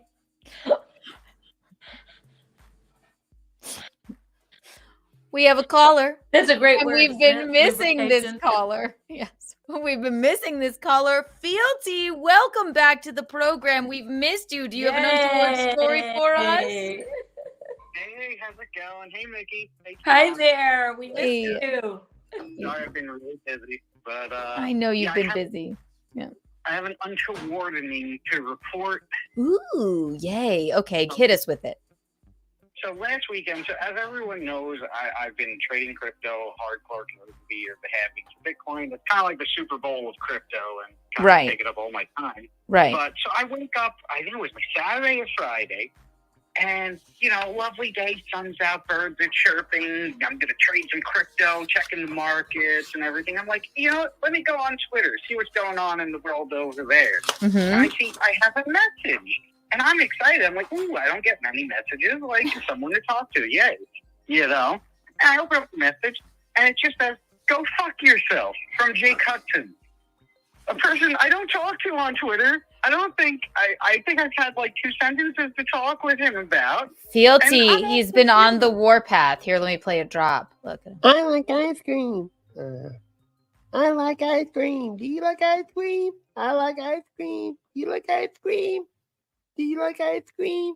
I like ice cream. Ice cream.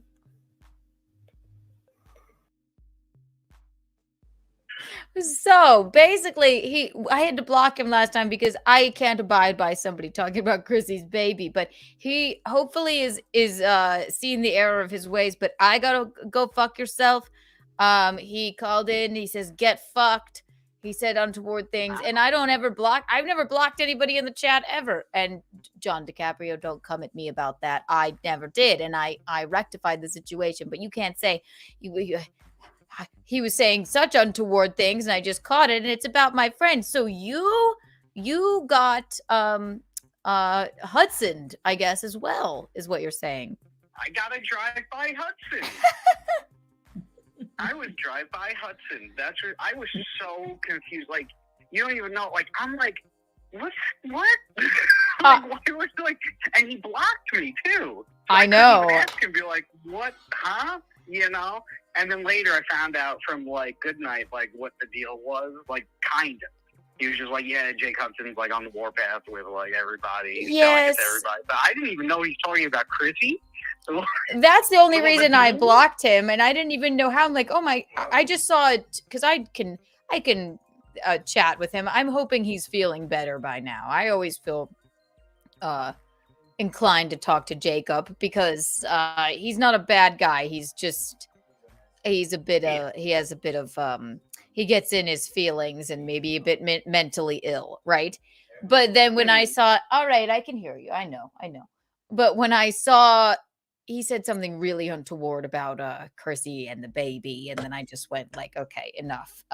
Get your mental illness in check, and then we'll check back in 6 months or something.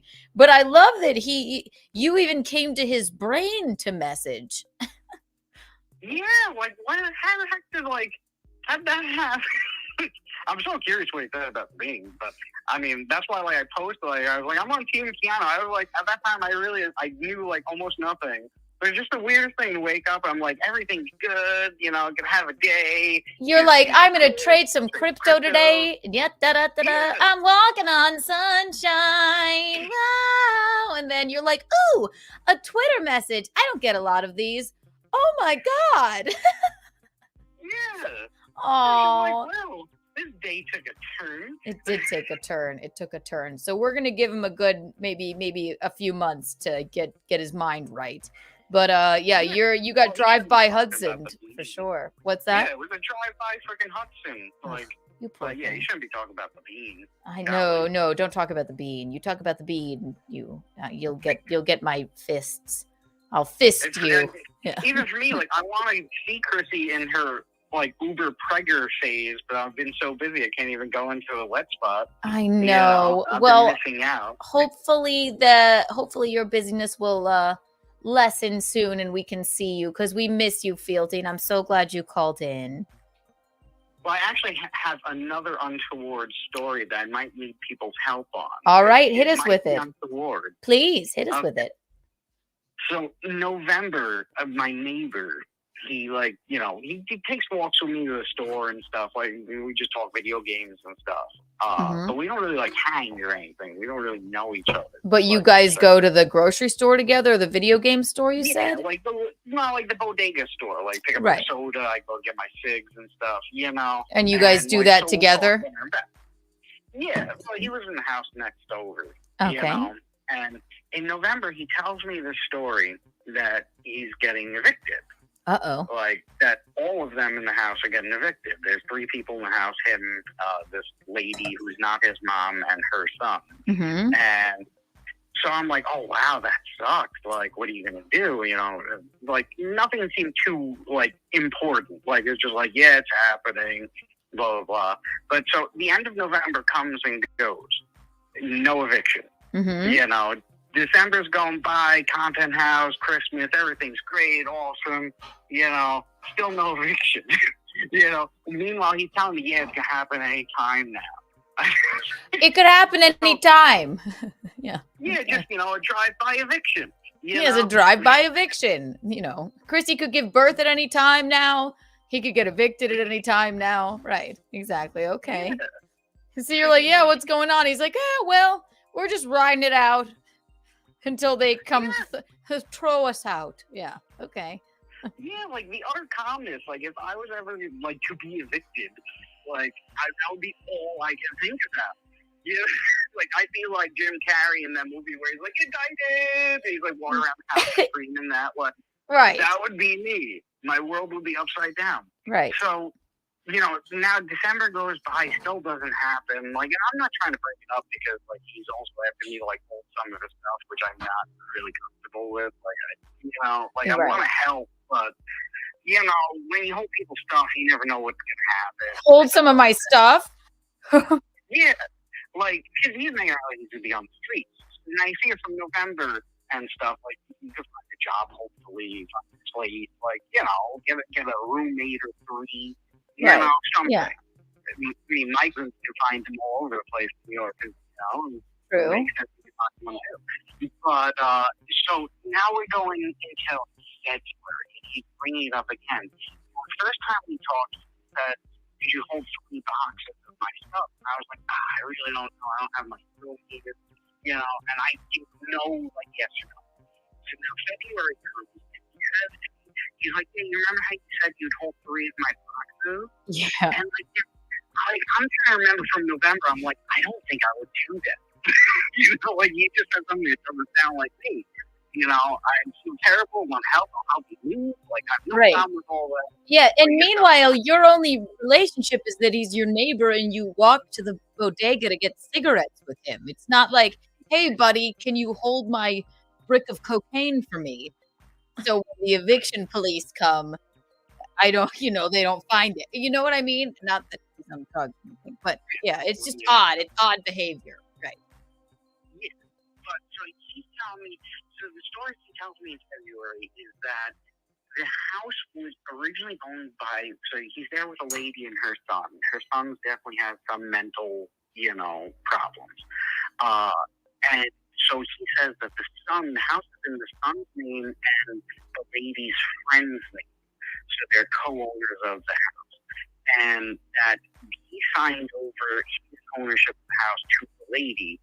And the lady has a daughter whose lawyer is the one trying to get them out of the house because he wants to move the mom in or something.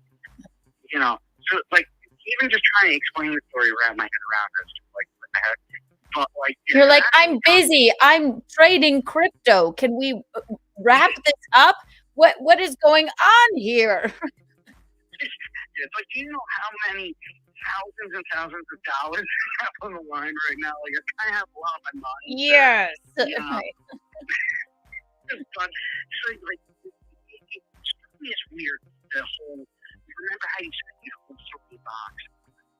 Yeah. And I said to him that day, tell me all this. I was like, I don't think I said that. You like, said you would hold the 3 boxes. You said it. I heard you say it. Okay. that's exactly what he did. I was like, look, I tell you what, I'll hold one. Because, like, I felt bad. I was like, did I? Like, I couldn't really remember. So I agreed to one. A few weeks goes by, still no eviction. Mind you, this is February from November, you know, where this eviction was supposedly coming, Right. you know.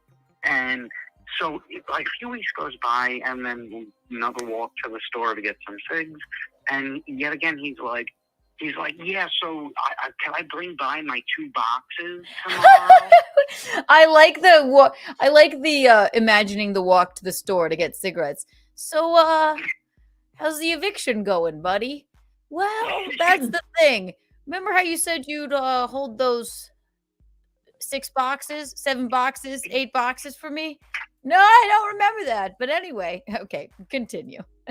Yeah, that's exactly it. But see, now this time, I'm aware as to, like, because now I remember, you know, I'm like, wait a second, I was lighting a cigarette. But, so now I'm like, I know for sure this time I definitely said 1. Because I didn't even want to do that. I was not comfortable with it already. So now you're going to pull this, you know. So now my, like, you know, the whole eviction story was already a little bit crazy to me. But now you're going to pull this manipulation when you're still, it's freaking February and you're not evicted yet. Like, Right. Like, it's all weird to me now. Like, don't So piss now- on me and tell me it's raining, Johnson. All right? Yeah. How dare you? I'm smarter than this. I trade crypto. No, that doesn't take much more so luck, but, you know, no one can fail in the bull market. But, so a few more weeks goes by, like, and my basement floods, and, like, I don't even ask him for help. Like, he's just like, hey, do you need help? I'm going to come over help you with the basement. I was like, nah, I'm just chilling in the basement. I have to pump, you know, because my pump's not automatic, so I have to plug it in, pump, and then wait for it to, like, drain everything, then refill and everything. So, like, I was just up all night, just every 20 minutes turning on a pump. Yeah. You know, and he was like, yeah, I'll come and hang. And I was like, no, it's cool. He's like, no worries, man. You're like, that's like- not our relationship. We don't do this basement thing we have together. We walk to the store to get cigarettes. That's it. That's all. Right. Yeah. And every now and then he would take, like, I would go out for daily walks when I was trying to lose weight. I gained so much weight, but, you know, so, like, just talking about, like, video games and everything and stuff. Like, it's like, all right, whatever, just walk with your neighbor. As if, like, you know how, like, neighborhood people, they go on those walk things, like, it's usually the ladies of the neighborhood, you know? Right. But, you know, so, you know, a few weeks ago, like, he comes by for the basement thing, and I'm already like, you know, and he's trying to, now he says 3 boxes. And I was like, dude, like, I know I never said 3. I know I never said 2. I agreed to 1, you know, but now recently, so after that talk, you know, still same back and forth, the whole weird story of there's this lawyer and the lady who owns the house, who the house was signed over to her, and like the whole thing, and like 2 on top of it. So this dude that supposedly was a co-owner, you know, the lady's son who's living there now with the mental issues, it's like, how did he get to even buy a house? Like, that in and of itself is weird to me. Right. You know, then to even sign it over. And, like, so, like, all that was just so weird. But so now, like, 2 weeks ago, he tells me, yeah, it's happening Friday. Like, The eviction. They finally put the paperwork through, and the marshals are going to come, and he has to get out. So, and you never took any of the boxes. No. Okay. No. Good on I'm you. going to get there. I did something untoward that I'm not proud of. Oh, But I'm okay. gonna but, yeah, so he says Friday it's coming. Okay. So I called my Bob for advice. Yeah. You know? And I never do that. I'm just kidding. it's nice to have one of those around, you Yeah. know, for as long as I have her, even though she has the cancer. But, you know, I tell her, I was like, nah. So, like, I tell her the whole, like, you know, situation with the guy. And, you know, I was like, I don't want to tell him I don't want the boxes, but I don't want the boxes. Like, now that I have no trust in him. I don't Said wanna no have man anything. ever. I don't want your box. To a lady. Just kidding. Anyway, so you don't. So you said, Mom, I don't want these boxes in my domicile. What do I do? Yeah, because I tell her, like, it's kind of like, I was starting to think about it, and I was like, I haven't. Who's to say a month from taking the box, he's gonna say, because like in the box was gonna be his game system, like Xbox and games and stuff, And Gwyneth and his Paltrow's Pokemon- head. Oh, well, he, you know, maybe, but he had his Pokemon cards in there, Right. you know, and I realized, I was like, if I don't like do a full accounting of everything in the boxes, Uh-huh. he can just say, like, I had an original Charizard in there, and it's not in there anymore. And then, right, an original Charizard would be worth a lot of money. It seems like a scam. Right. Yeah, because, I mean, I have no trust in this person anymore. You want to pull this, like, 2-box, 3-box thing with me, like, and you tell me you're getting evicted, but there's never been a sign on the door. Like, I started looking it up, and I'm pretty sure from what I've seen in New York, if you're getting evicted, there has to be a notice posted. Yeah, Even you if never it's saw only any one eviction person. notice, and he's having you hold all these weird boxes. This is bizarre, right? Yeah. No. And why you force a box on me when you're not getting evicted? So, like, I call my mom, I tell her all this, and I was like, the only thing I can think of, because I don't want, because, like, he also does have some mental, like, there's something off there. You don't You know, say. Yeah. Like, even the Your way neighbor he is knows- Jacob Hudson. Kinda. Yeah. Kinda. I would say a very normal, kinda, like, passable. Right. You know, 'cause, like, this dude, he's originally from, like, Michigan, then he moved to, like, Mississippi. Right. And met the son of the lady next door while playing Minecraft and became friends. Oh, And then God. moved to New York to move in with them. Okay. You know? And Weird. even, like, since they're just very weird people. Like, in general. Like, he had this job where it was work from home, working for, like, some health company where he was answering calls. Right. But, Okay. like, one day we were out, and he wasn't near the house, so the lady who lives next door had to drive to him to take a picture of him to upload it to some app for him to clock out from work. It's all there's a picture of- completely suspect, all of it. So the eviction, Right? right? The eviction happens Friday, correct? Yeah. So Friday is coming, right? So I'm calling my mom, and I was like, okay, so explain all this. And I was like, I'm too concerned to just tell the truth here. And I don't like to lie, but I feel like if I just say, dude, this whole eviction thing sounds ludicrous to me. I think you're lying. Right, and then he like bites out your jugular or something. You don't know. Like, it could be- Yeah, it this could- is a dude who I don't know him from anything. He met the people next door while playing with the kid on Minecraft. No one in New York. This is why people in New York don't know their neighbors. You shouldn't know your neighbors. Actually, Visconti's the only one I know that he knows every single one of them, right? But they all seem like very nice people. But he's lucky. You don't know your neighbors in New York. You don't take walks with them. This isn't Rock Hill, South Carolina. It's weird. Eventually, I don't take walks with Rock Hill, South Carolina neighbors either. Oh, okay. So yes, even in Rock Hill, South Carolina, you shouldn't know your neighbors. This is why, because it'll become an eviction story, and boxes and weirdness, and then all of a sudden he's sucking your blood or something. You never know.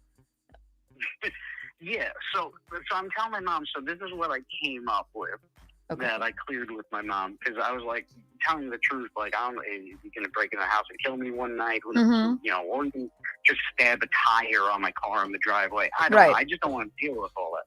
So I was thinking about so I came up with a story, and so I tell him, oh yeah, like I met this person that I know that's in Texas that works for a movie company, and they're gonna hire me to do some sound work. So I can't take your boxes because I'm gonna be leaving, and they start filming in like mid-April to May. So you came up with a whole ruse. I'm going to Texas, actually.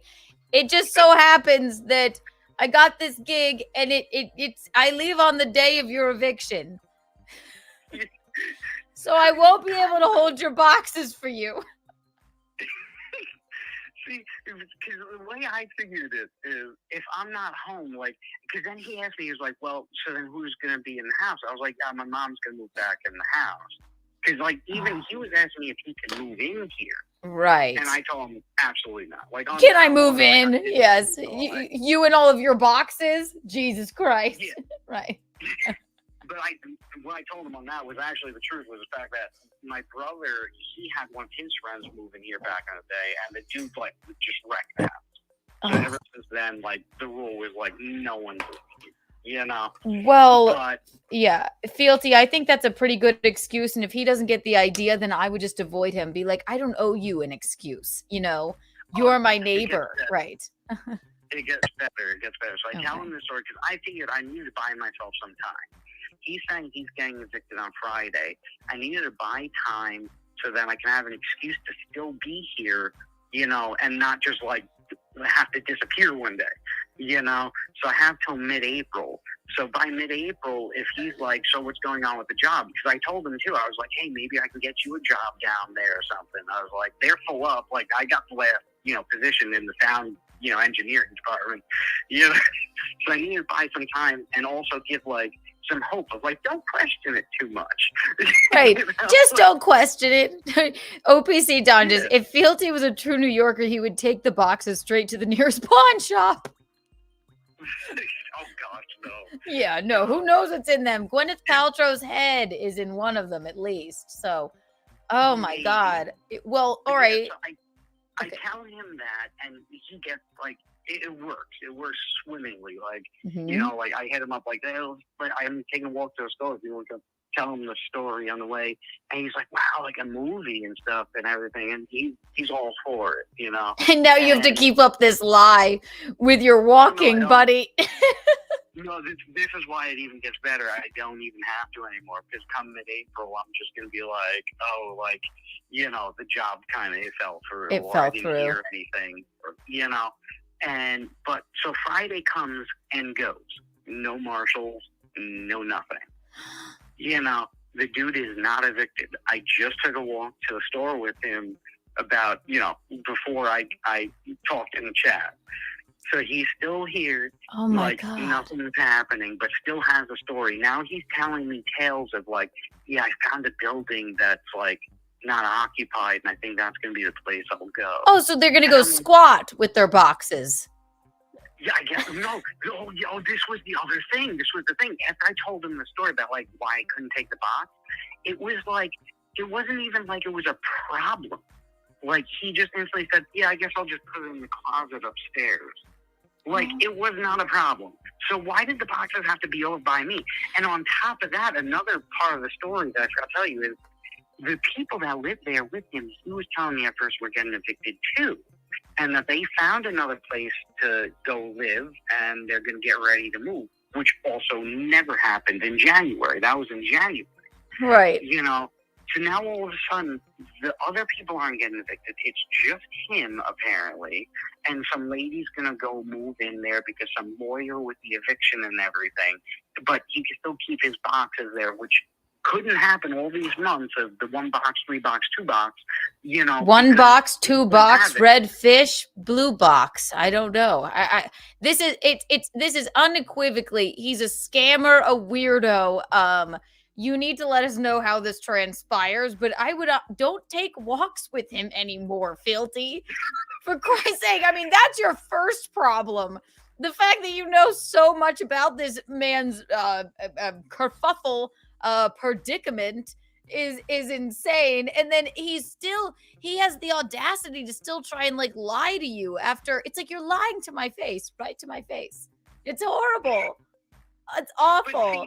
It's a catch-22 though, like, because like a part of me is like, well, you know, it like I don't want him to be telling the truth in a way because then that would mean he's gonna be living on the street, having to squat and let him live on the street in one of his boxes. Let him.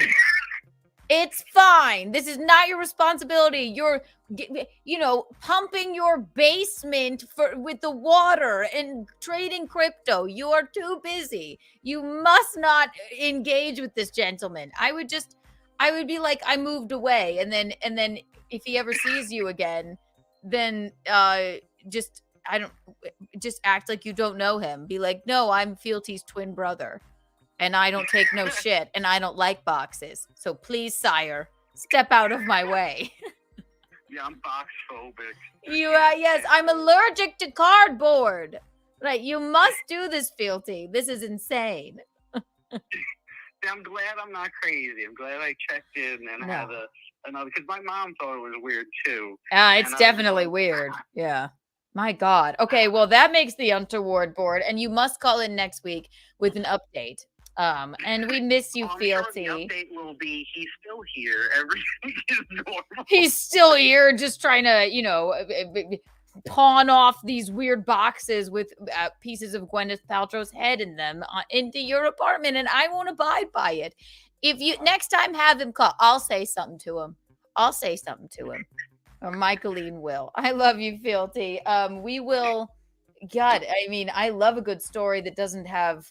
We'll have to check back in. Please call in next week. And you made the Untoward board, and we miss you. And Glad you're here. Fealty us. Take care. Bye, darling. Bye. Bye. Oh my God. What a nightmare, to quote Who are you quoting? That was a definite. Oh my dark God, accent. what a fucking nightmare. Oh, it's Oh my God. Who's that? sweet doe-eye little dear. Oh my Damn. It's my cousin Vinny. Bull. Yes, thank Fucking you. funny. That's Marissa A Tomei. bullet. That's great. It's great. You- That's great. Your brain's lying on the ground in little tiny pieces. Now I ask My you, biological clock is ticking ticking, like ticking. this. Call back. We'll put you on hold. I believe we have another caller. God, the calls are rolling in. My biological clock is ticking like this. What did I have to do? Oh, White Claw break, and then call back. And Don Luger, I believe it is, was yes, Marissa Tomei. Little bit.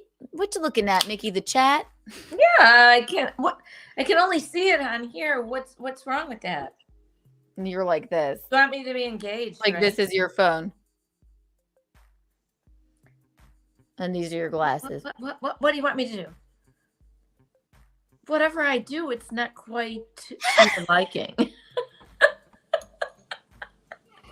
Do you want me to smile and look pretty? Do you want me to look interested? You already look pretty. Do you want me to want me to spout out? Do you want me to say shit? Do you want me to shut up? Do you want me to walk away? Do you want me to run off? Do you want me to White go? Claw break. Just please fucking tell me what you, Keanu, want me to do. She's so fucking hard on me, you guys. I am so hard on you. Please. No, fucking hard on me. Look, and I got my necklace on. Well, thank God. That's what they were all waiting for. We'll take your call, Dawn. I know you're excited, and just let me have a White Claw break and unpack that story. Let me write Fealty on the Untoward board. Let me light a cigarette. Let me pour this White Claw into my cup. Oh God, that doesn't sound quite right. Sounds like big pissing. Big pissing? Yeah, like big You're pharma? not drinking it. You're not drinking it out of the can. You're pouring it into your cup. Thank you for calling, Donald. Can you hold one moment? Okay, he hung up anyway. Call 6 times, 6 more He times. went. I'm not waiting, bitch. Have things I need to get to. White Claw break.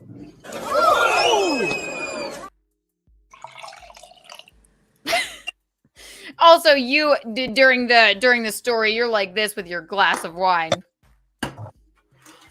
I'm sorry. I was just listening and trying to concentrate because sometimes I have a little ADD and I have to go off for a minute and then I have to go like this.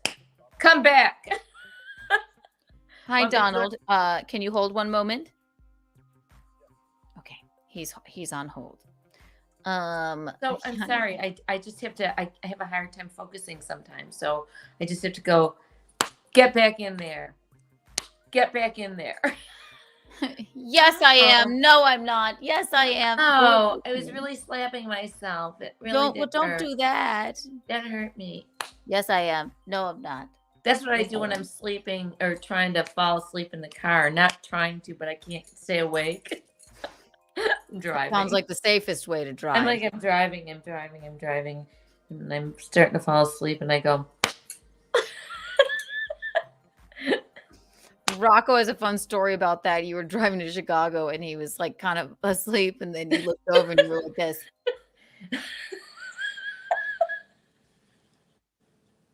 He's like, "Do you want me to drive, Mom?" She's like, "No, I'm fine." I'll just slap myself awake before we wrap ourselves around a tree. I don't want to bother anybody. Here. Oh, read our super chat. Stuttering John. I don't know what that means, Stuttering John. I smell a menage. What does that mean? I don't know. Like a menage a trois. What, Not who? with you, John. Come back to With me. who? Shit. What does it mean? The- Is that really him? I don't know. I don't think so. I don't think it can't be. Right, be right there, Dawn. Hang on. Thank you for the $2, though. Here's your Kiki bond. Here, take it. Take it and do what you will with it.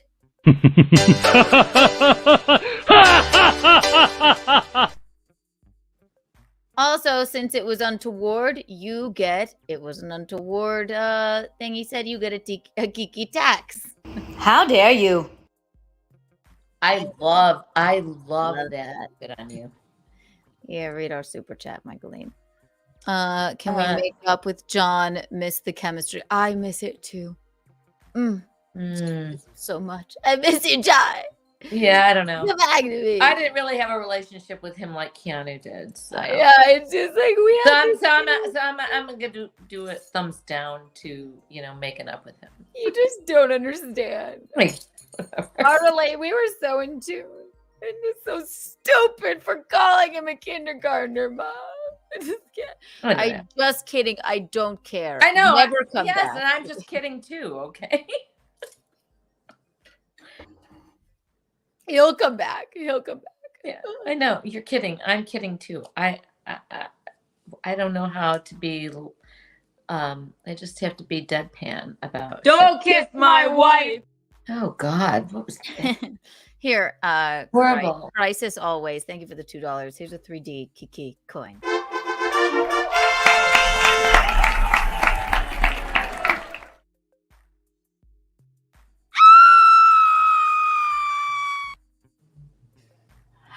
I can hear you talking. I don't think I missed any. Chris Thompson, I can't remember if we read this. That's what she said. But thank you for the $2.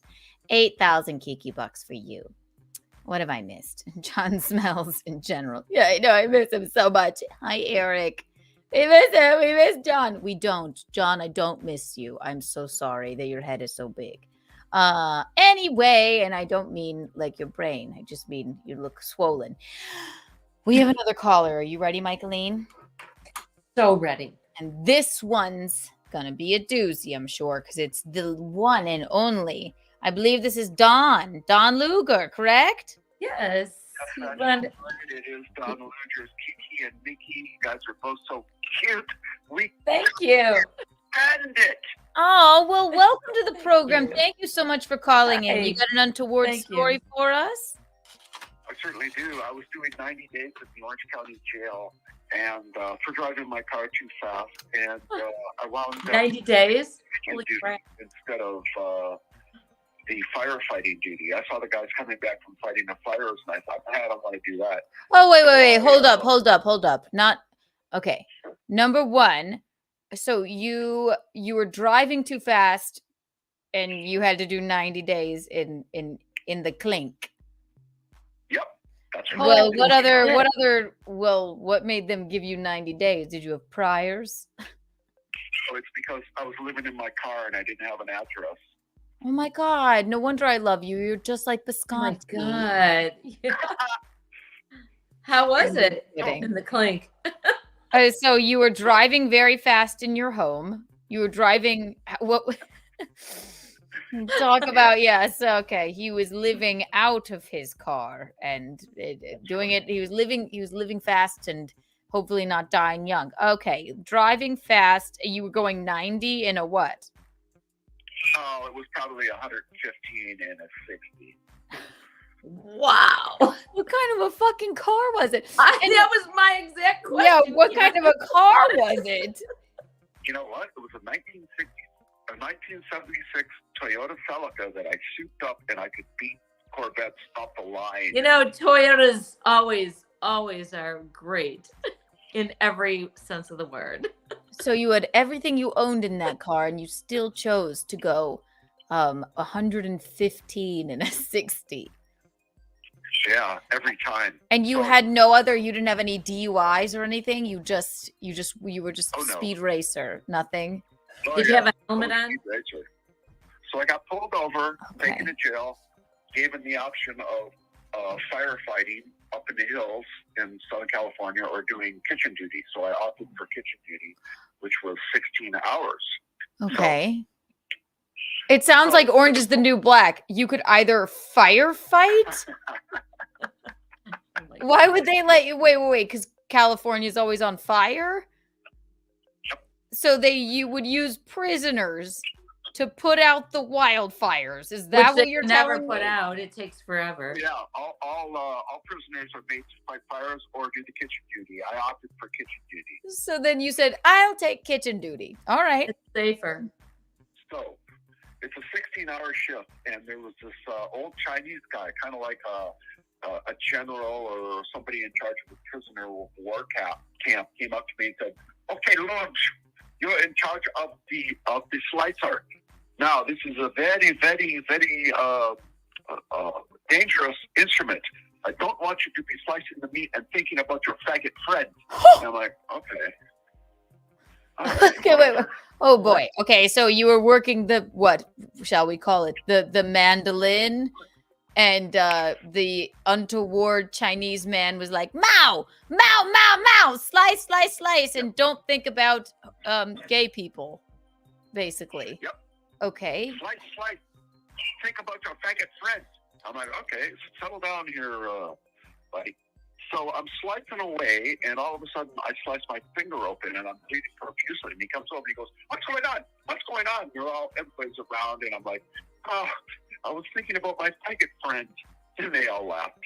Oh, well, at least you got a laugh out of them. And so did they protect you in jail because you made the other untoward inmates laugh?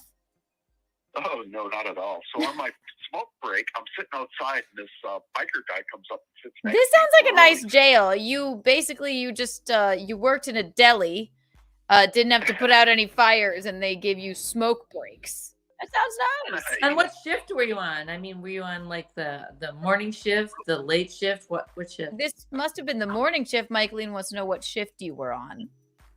Well, it was 16 hours, and you can't sleep because So you're it was right two at shifts. the Alfaro Air Force Base, and there's two F-15s taking off every 15 minutes. So you're just completely tired while you're doing the 16-hour shift in the kitchen. Okay. All right. So yes.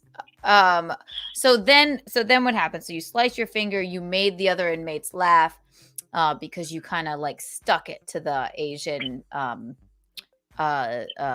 Bully. Yes.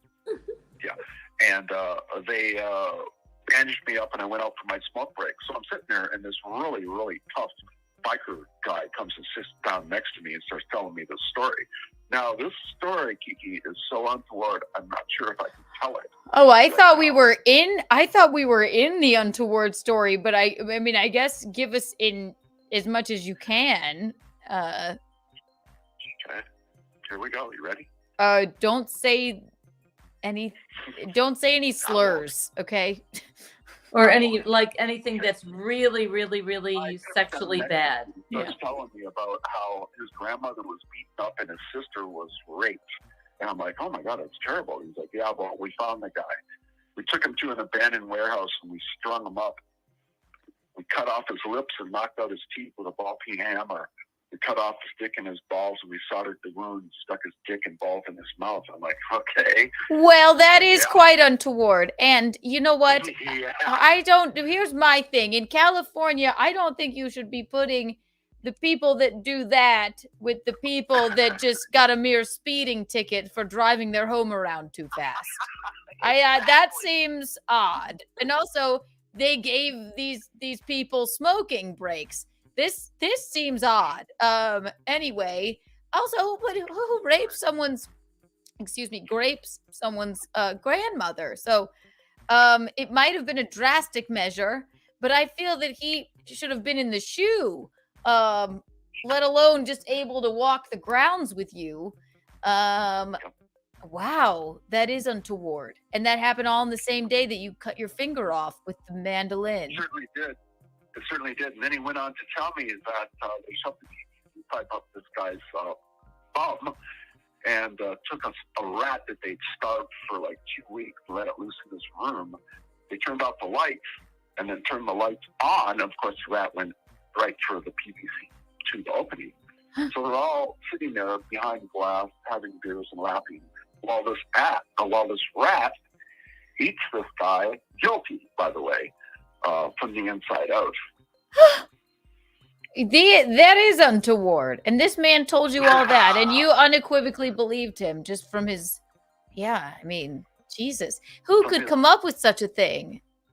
Well, from his demeanor and the way he looked, all tattooed up and ripped, and you're not going to not believe this guy. Well, he would be the one to make friends with in jail in case anything ever happened to your grandma. When he gets out, he'll... I was just so glad that he liked me and that I was white. Was he white? Yes, he was white. He was serial killers normally are. Somebody that would do that to a grandma. Odd. I don't know what's going on in California, but they're having the prisoners put out fires. They're putting the people for speeding tickets in the same thing as that. It's very odd. So did you have to do all of the time? I did. I had to do all 90 days. But the thing is that in California, back in those days, I'm sure it's still the same now, prisons are like a business. I mean, if you do something wrong, drive out of state with bad plates, whatever it is, they're going to arrest you and put you in jail because it's money for them, right? Oh, and another thing. It's like how you get a speeding ticket normally more at the end of the month. They got to make a quota, right? Also, Michaeline had a question. Hold one second. I mean, question, Michaeline? So, did you ever play the mandolin again? What did he cut off his finger with a mandolin? Is that what you said? I think it was more of a real slicer, like in the movie The Wrestler. Remember when he's like, okay. I'm very confused. Yeah. So, but did you ever make that mistake again? Do you have trauma, like if you're chopping a cucumber or something? You know what? I have chopped my thumb off chopping asparagus up. But no, I did buy a slicer to slice meat up, but I'm kind of scared of it. Well, I would. Want to start playing the mandolin? I know. Just use your talents for good. Now you've gotten away with driving your home at 115 miles per hour. You sliced off your digits in prison. At the hands of a very angry Chinese man, basically, who was maybe rushing you. Maybe he was like, "Mao, slice, slice, slice, slice," and then maybe that's why. Then they let you take a cigarette break once they stitched you up, and then you heard the most untoward story I've ever heard. So I don't rest on your laurels, but maybe take up gardening. Something that will bring you peace. Live fast, die hard worked for you for a while, and you would think you wouldn't get so. They at first offered you go walk into some wildfires and put them out, not knowing anything about being a fireman, and you chose working in a kitchen, and it was less safe. So wow, I gotta hand it to you. I don't want to get out over my skis, but this is a pretty untoward story, wouldn't you say, Michaeline? I don't think it was less safe. I think it was just unsafe in a different way. Yes. For sure. But you know what? You definitely made the right choice because. Wait, hold on, Dawn. Hold on, Dawn. Michaeline wanted to say something. You definitely made the right choice. I mean, definitely do not even go anywhere near a fire, right? So What was that, Don? Final thoughts, closing thoughts before I almost unequivocally award you the Like right now. award? Yeah. So at El Toro, the farm, they called it out there, was better than going to prison in Santa Ana. They would have the girls, the ladies prisoners come out, and we could talk to the lady prisoners. And I got this one lady's address, and so I would send her like love letters and stuff. Anyway, You got her address to her cell? Yeah, and I sent her stories and poems and stuff. This sounds like summer camp, not prison. This is the most bizarro story. Did you have a Sadie Hawkins dance too? In between putting out fires and Where the gals ask the slicing your guys. hand off on a mandolin with fucking the chow man? Oh my God, the terracotta soldier, like militant man, like that made you so nervous you sliced your thumb off. But that was the better option than putting out California wildfires. Then you had a Sadie Hawkins dance with the women's prison across the road. You are too much. You almost unequivocally won. I gotta find a drop for something that somebody just. Wow, this was wonderful. But I'll tell you what, I was in unbelievable shape. I mean, I was doing like 20 military-style chin-ups every day. Yeah, and then did you get underneath? Once you got out of prison, did you put your counselor? Did you put your thumb in someone's mouth and then get underneath the car and go with them over to Cape Fear? And then none of that. That wasn't you. Cape Fear, Mama. Cape Fear. Come out, Juliet wherever Lewis, you put up in a are. school. Counselor. That's you. Is this Robert De Niro? But I'm not. But I'm conservative. So my girlfriend came to pick me up, and we went back to her apartment. Once you got out of prison? Okay. Yeah, that's right. Yeah. And I was hard as a rock, and she told me that she'd never have a lover like that in her life. Because it's 90 days of not shooting your load, you know what I mean? Women like danger. Yes. Wow. You are a man among men. Christ's sake, you are very hardcore. If I am ever in a kerfuffle, Don, you are the one I'm calling. And I have your number right here. And I will. I'm not calling 911. I'm calling the man that sliced his finger off. That's right. At the hands you of and your Mao. lovely mother, you're both class chicks.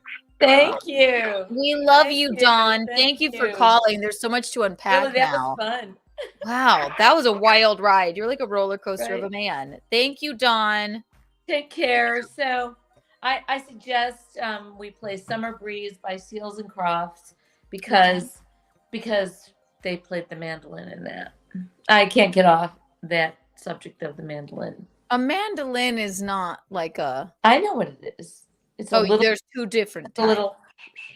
Okay, so just We find can't it. play a song. How does it go? It's Seals and Croft.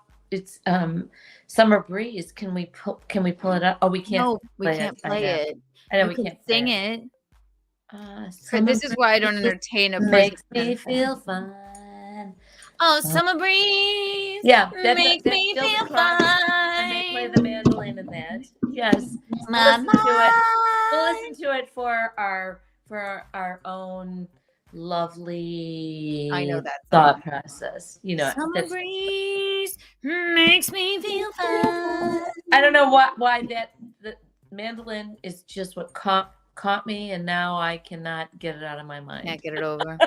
Out of your brain. Is that Dawn on the phone? Tell him I tried having Death dedication to do a Oh.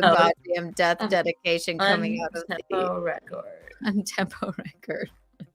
God. If you have Jasmine's in your mind, you might be dying. That was a really great call. I gotta put him on the Untoward board. Oh, Steel Till Morning Show here. Mickey, read our super chat. Hello there, gorgeous. You decide who this was for. $10 Steel Toe Morning Show. Thank you, Steel Toe. Thank you. It was a yellow boy, and it matches your shirt. It was not for Gino. It was for you, Michaeline. Thank you. I appreciate Okay. that. If that's Don Luger on the Untoward board. Wow. I have a funny video for you, Michaeline. And then we have Fealty. God, that was a lot to unpack too. Wow, great callers tonight, guys. Great callers. some fun callers, definitely. Good for you. Good for you being entertaining. Ashley's on there too. We got to put Ashley. Can't wait for the update on that. I'm sad that I wrote bridge so big. I wrote the bridge. Yeah. Yeah. Yeah. Because Got out over my skis and I wrote the the bridge to too nowhere. big. It's a nowhere bridge. And Ashley, I spelled her name wrong last time. I believe it's Ash Lee, Eigh. All right. Yeah, there's different ways, right? Dawn, Jesus, that was wild. That was wild. I can't get enough. I can't. Is OPC Dawn Ocean Pacific something Dawn? What is it? What is OPC? I don't know. OPC Dawn, tell us.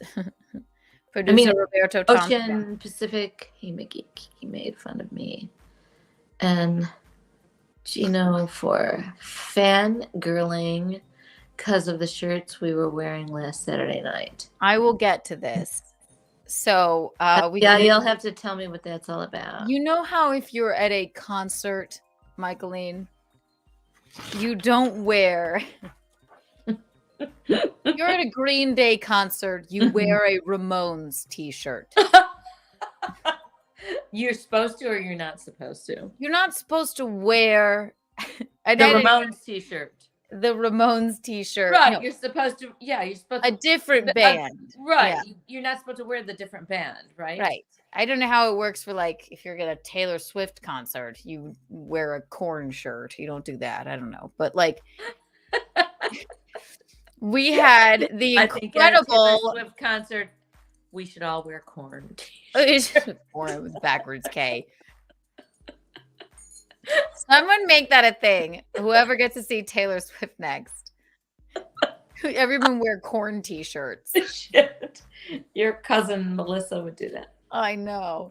Oh God. She loves So no, and it wasn't Robert. It's just funny. This is a funny story. This is untoward. So Rick Monroe and I have some pictures of this. Me and Gino had the pleasure of doing the show at Three Monkeys on Saturday. Mm-hmm. And Rick Monroe was in town, and he has a wonderful band. It's called Rick Monroe and the Something Gentlemen, and I love them. They're always great friends of In Hot Water, Compound Media. Subscribe if you're not subscribed. So Gino set it up too. He asked Sheba, the lovely Sheba Mason, daughter of Jackie Mason, who runs the show, if they could do a short musical set after the show. So Gino, on the way there, we both had spots. He goes to put on his Rick Monroe T-shirt, who's the band, at the end. And I said, you can't wear that. You don't wear the band's T-shirt to the concert. They're going to think you're lame. He's like, no, why not? He gave me this. I'm like, I know. What's wrong with you? You can't do that. So I think I bullied him out of wearing it. No, he did wear it anyway. And they were friends. It was just a joke. I was just merely making a joke. But while I'm making fun of Gino for wearing this shirt in front of Rick, Robert came too because he also lives in the area. Producer Robert. I turn around. Robert has a Keanu Cast T-shirt on, which is lovely. But he's coming to the show where I'm performing. So I'm basically shitting all over Gino. I turn around. It's so nice of Robert to come and hang out with us. And I'm like, you don't wear the band's shirt. Like, what are you? You're so stupid. How embarrassing of you. And I turn around and then Robert's there and he's got a full-blown Keanu Cast T-shirt on. Of course. And I'm like, unless it's a Keanu Cast T-shirt, that is fine to watch me perform. You mean, must wear that. I mean, I think the thing is, you're supposed to wear the T-shirt corresponding with the concert or the comedy person. I right? disagree. No. You disagree? You think somebody should wear a Korn T-shirt? Well, to a listen, Taylor I'm not Swift concert. That's I'm hilarious. confused. I'm very confused. If you're going to a Green Day concert, it's a punk band. You wear a different. You wear a Sex Pistols shirt. You know. Really? It's not. You don't wear. And Green Day doesn't mind if you wear that Sex Pistol shirt, right? And listen, I'm not Green Day, and I'm not even. You're Rick totally. Monroe. You're totally Green Day. Oh, shut up. But so I, of course, am. How did you just say you're not Green Day? No, but I'm elated that Robert was wearing the shirt. But just oh, you mean you're not in the band Green Day? You mean you're not Billy Joe or whatever the fuck? Billy Joe Armstrong? I did dress as him as on career day in middle school. So you really are Green Day. Okay, how can I put this? Yeah, put it some other way. I don't know. Don't understand the irony of that. I'm having a hard time in my old brain understanding exactly what you're throwing at me. It's a joke. I love you. Tell me what to do. The funny story is that I bitched and bitched and bitched at Gino for wearing the Rick Monroe shirt to the venue. And me and Gino were performing too, and so was Rick. I didn't bitch at him in like a real way. It was more of a teasing way. And then I turn around, see producer Roberto, and he is sitting there at the bar in a Keanu Cast t-shirt. And I'm also performing. That's what's funny. And of course I'm elated, but I'm not famous. I was just making a joke of it. Do you see? Okay.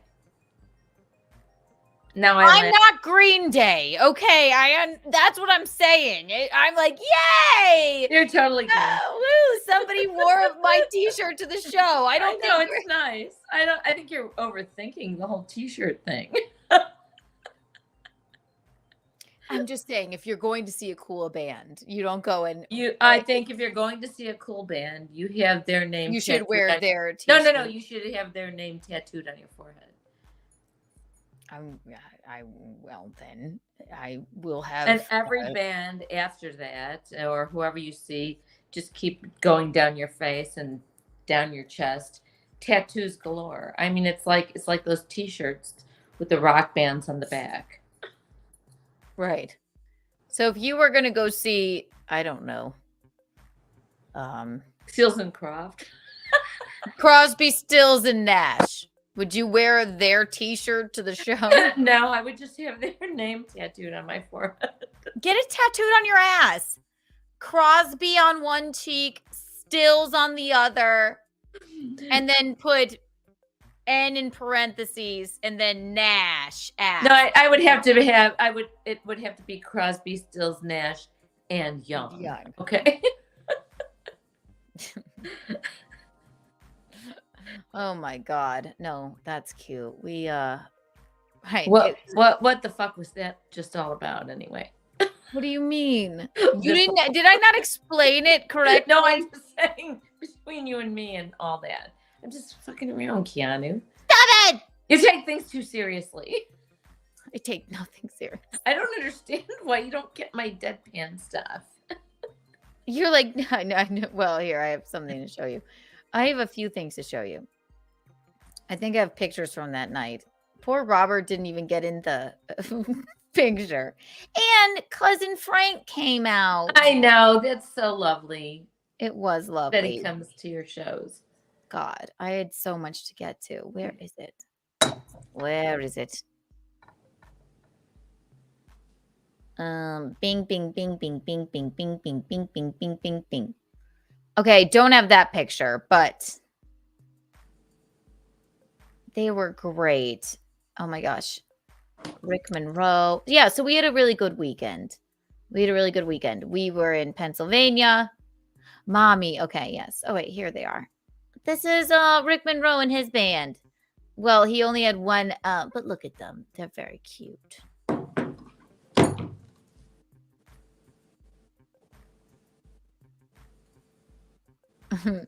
They're so good. They're so good. And they just played like acoustically. Frank was sitting right there.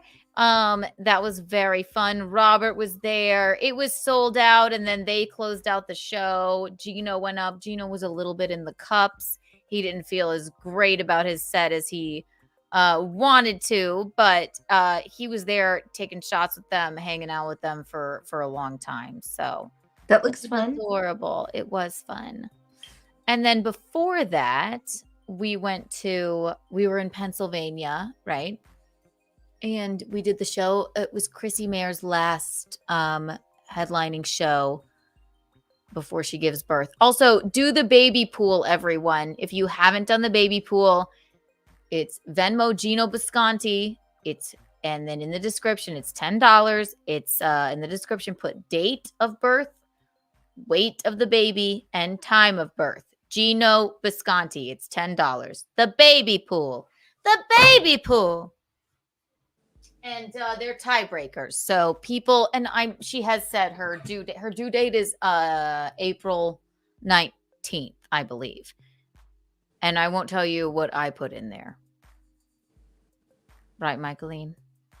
Did you do the baby pool? I didn't yet, but I will. But date, weight, and time.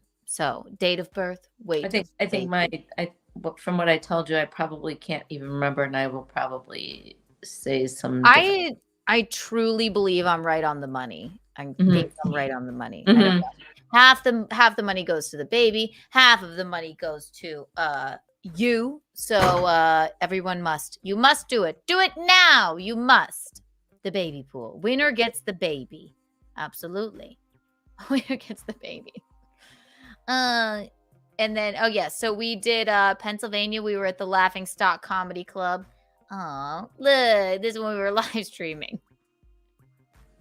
This is before the show here. Look at it. Look at it. There's the bean. Look at that belly. Oh, that's really cute. That's really cute. Oh my God. I know. Look at it. She really, yeah. And she saw him like kick around the other day, Mama. And I said, what's that like? Like an alien? It's just different. It's just unbelievable. What did she say it was like? Second place gets the placenta, Robert said. She said she just saw like a foot or something. Oh, he's camera shy. But then so we had the best time. That was a very fun show.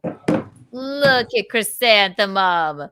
Have you ever seen a prettier pregnant lady? You know, she's so cute and funny, and I know. She just shows it, and she's proud of it, and I love that. I know she should have because I'm like, if you wear a freaking tent while you're pregnant. We did. I mean, girls didn't do that, and we just wore tents just to hide it. But that's beautiful. That's much better. I love it. That's it is way much cooler. better. It's much better.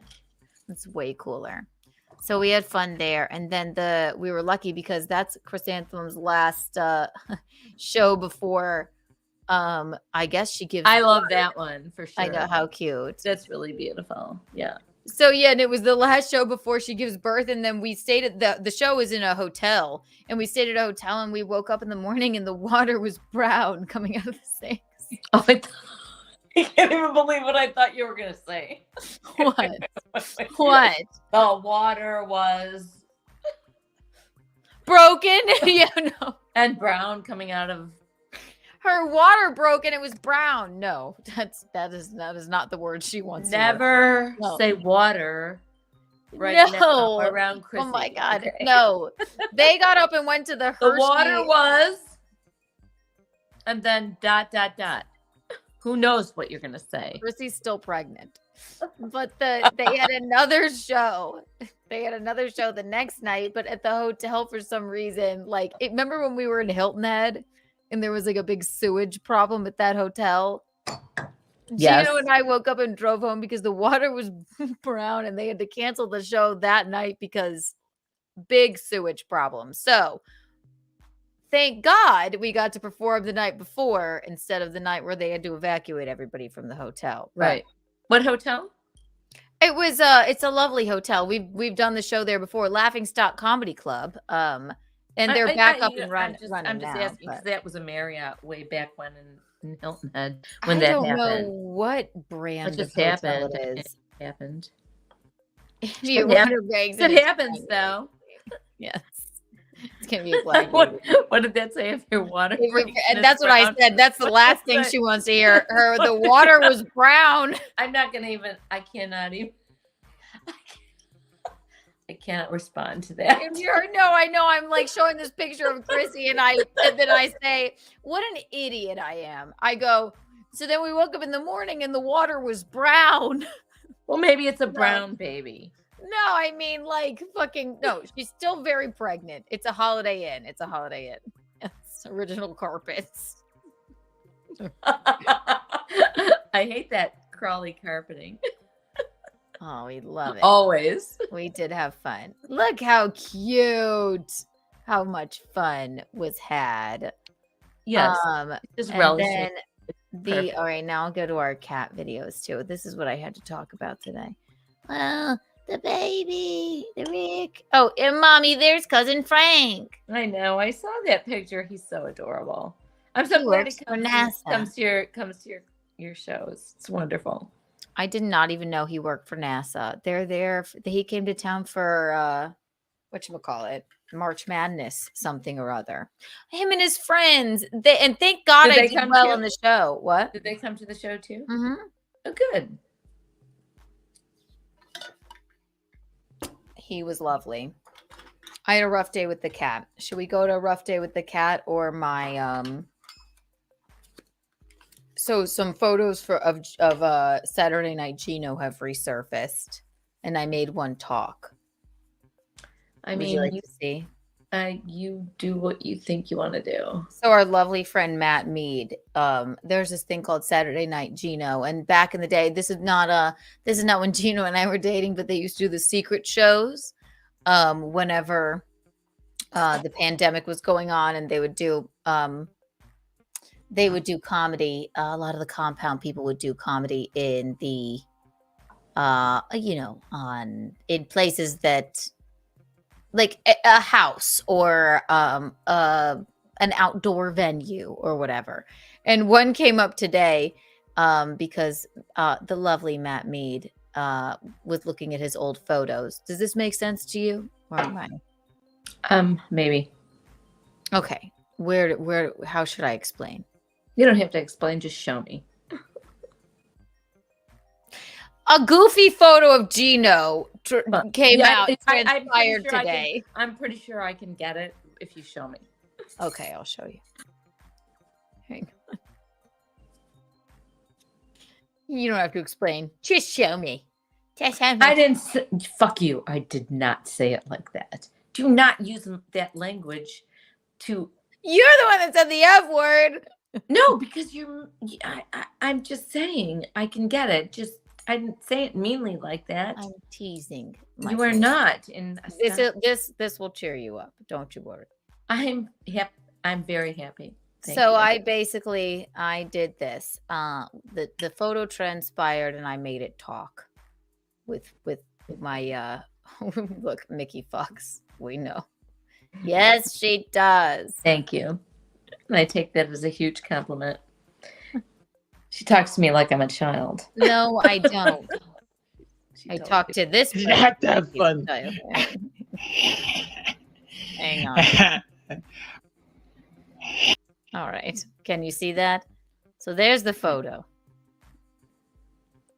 He's just having a good time. Right? Yeah, of course. So here's what I thought I'd do. I would use my powers to make him say what I thought that he might be saying during the time. Are you ready? Yes. We're hanging out. I love my life. I love my headband. I love this couch. We're the sum of everything that put us here.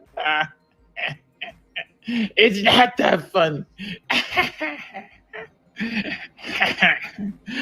Universe.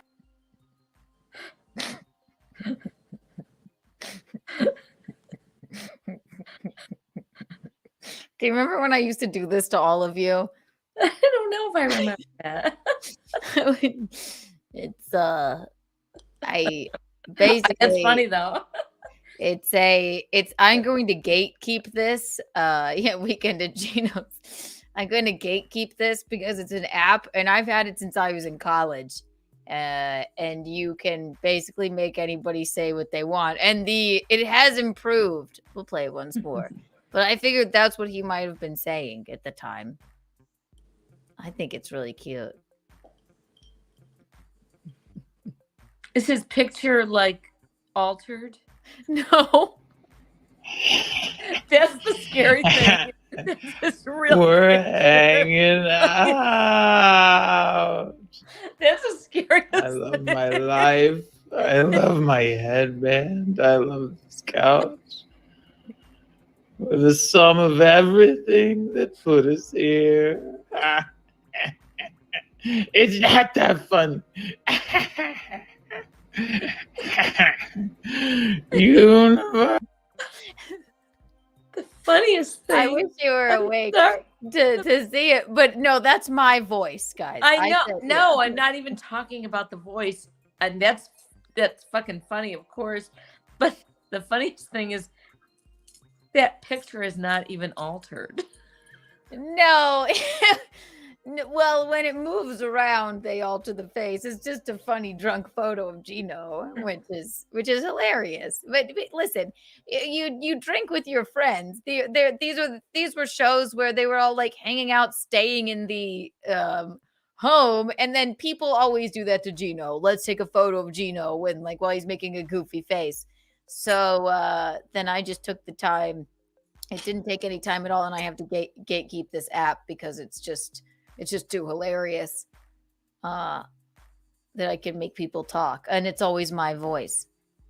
And I just found it again. So it's not meant for I suppose it is AI, but it's not meant for people. I'll tell you that. Isn't that cute? I wish he's It's funny. It made me laugh. I have to look at it once more. Hang on. I hate that I crack myself up so much. We're hanging out. I love my life. I love my headband. I love this couch. We're the sum of everything that put us here. It's so creepy. It's not that funny. Universe. And that's the thing. I can deepen my voice with it.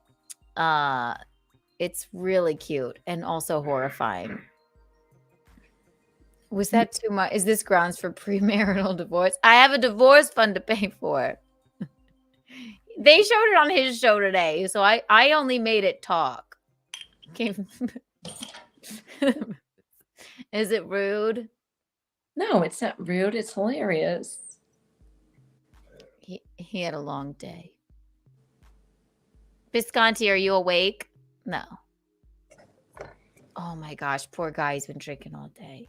It's nightmare fuel. Oh my god. Oh my gosh, we have so much on the Untoward board. We have yes. So don't wear I don't know, maybe you should wear the concert t-shirt to the show.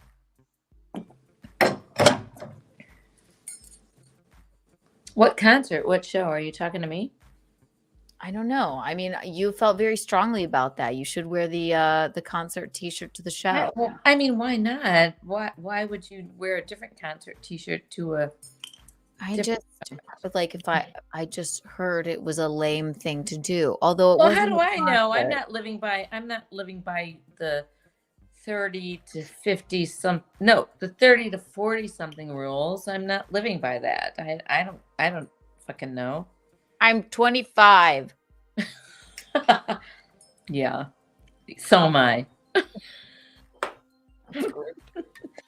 Those are both lies.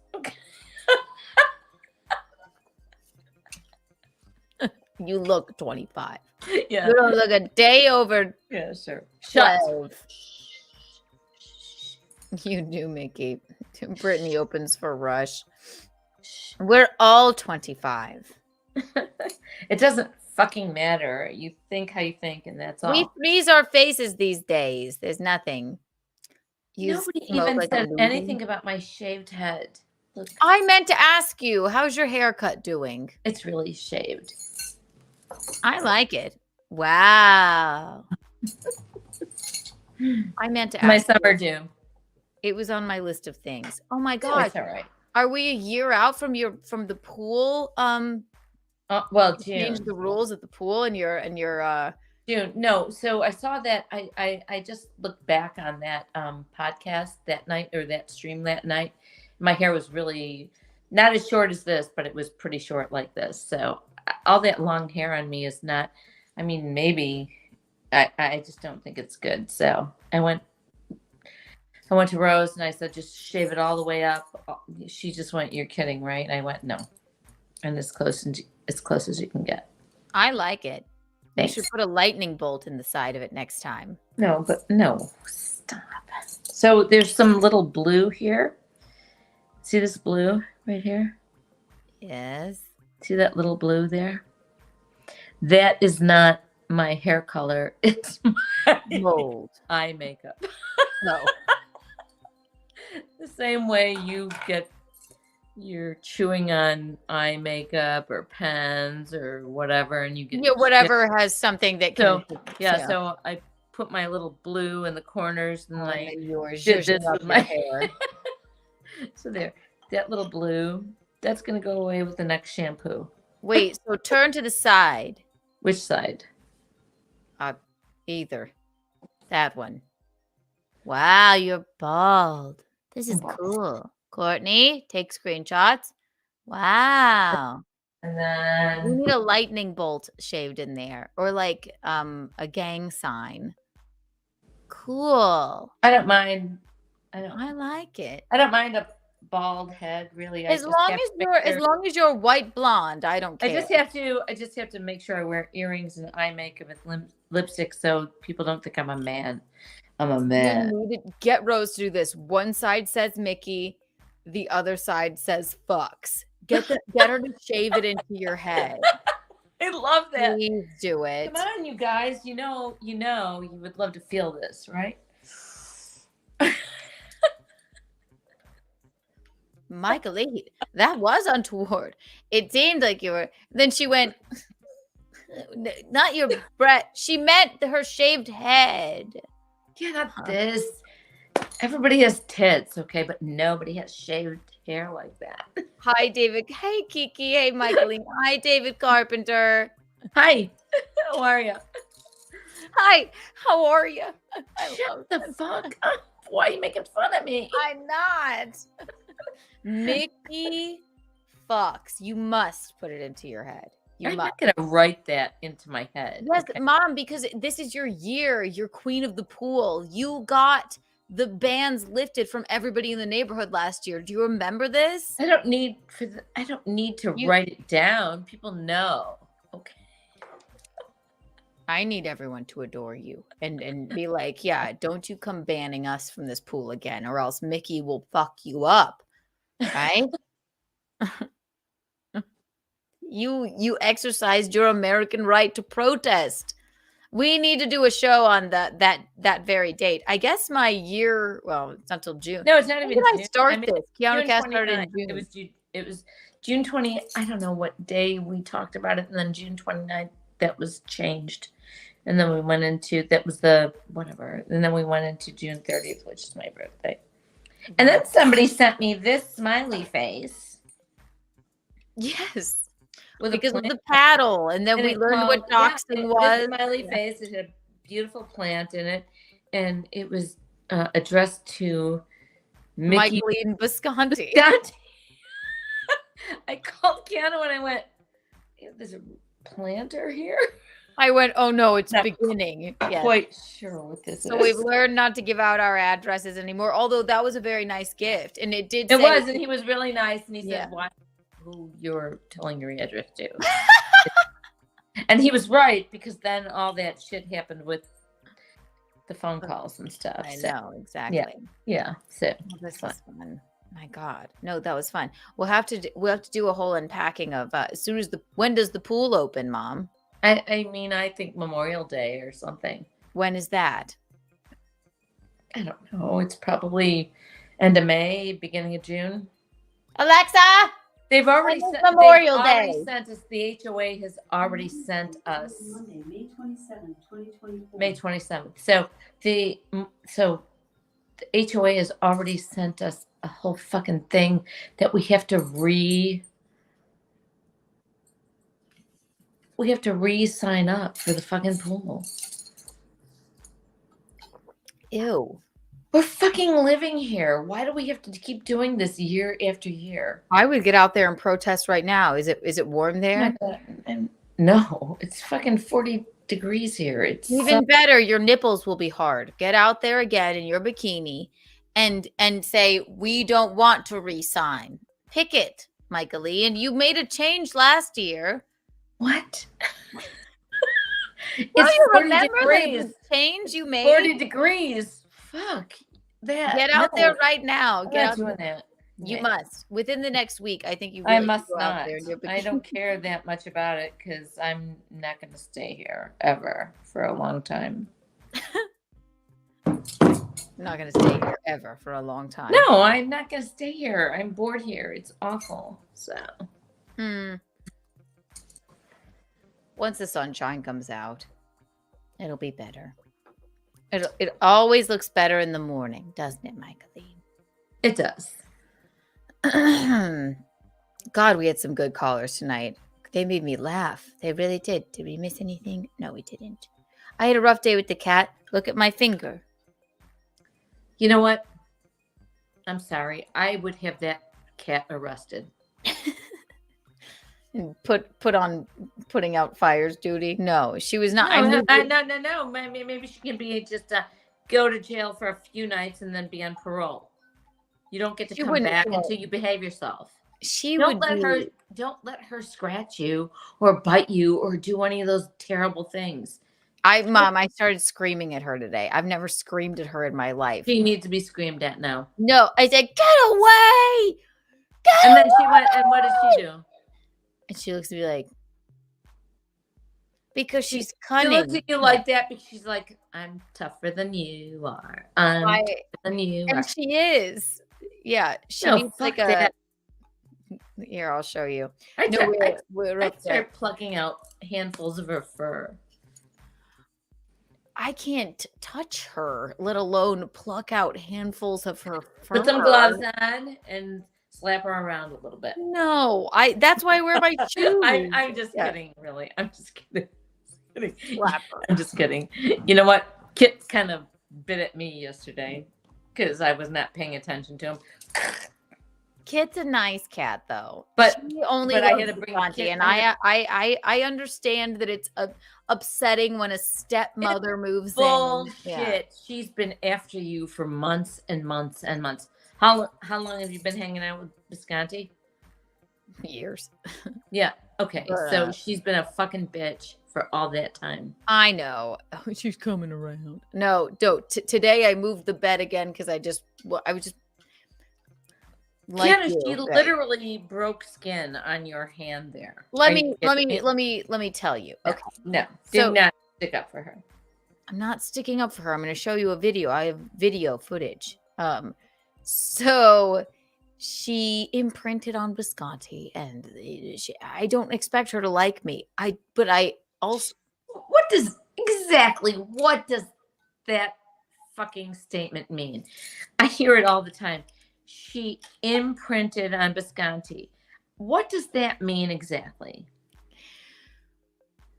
She's never going to like anybody but him. And anybody else just is a threat and a horrible person. And, Mommy, look. no, I want to know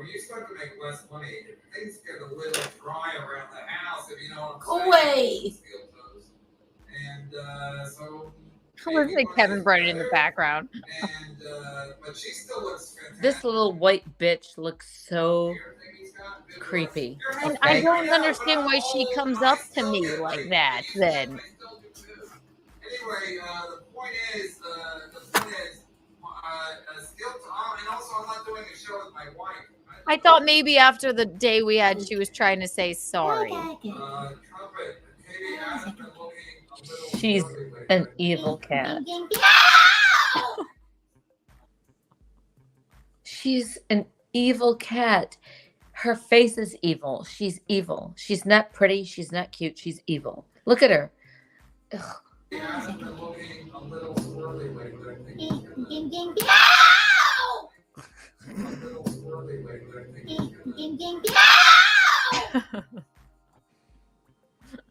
She's just a cat. She's an animal. So She is an animal. I know, Michaeline. I know. We're doing our best. She's fine. I don't know where she is now, but maybe she'll just get lost. you know what? She likes to do that too. Sometimes I'm like, I can't fucking No, I mean find her. I mean outdoors. She might get lost. Yeah, she'll just get lost. Just get Maybe the a fuck window will be left open and she'll just walk out. No, that's my worst her fucking own nightmare. Of her own, on her own. Nobody's pushing her out, but maybe she'll just walk out. I walked in. I don't know. Never to be found again.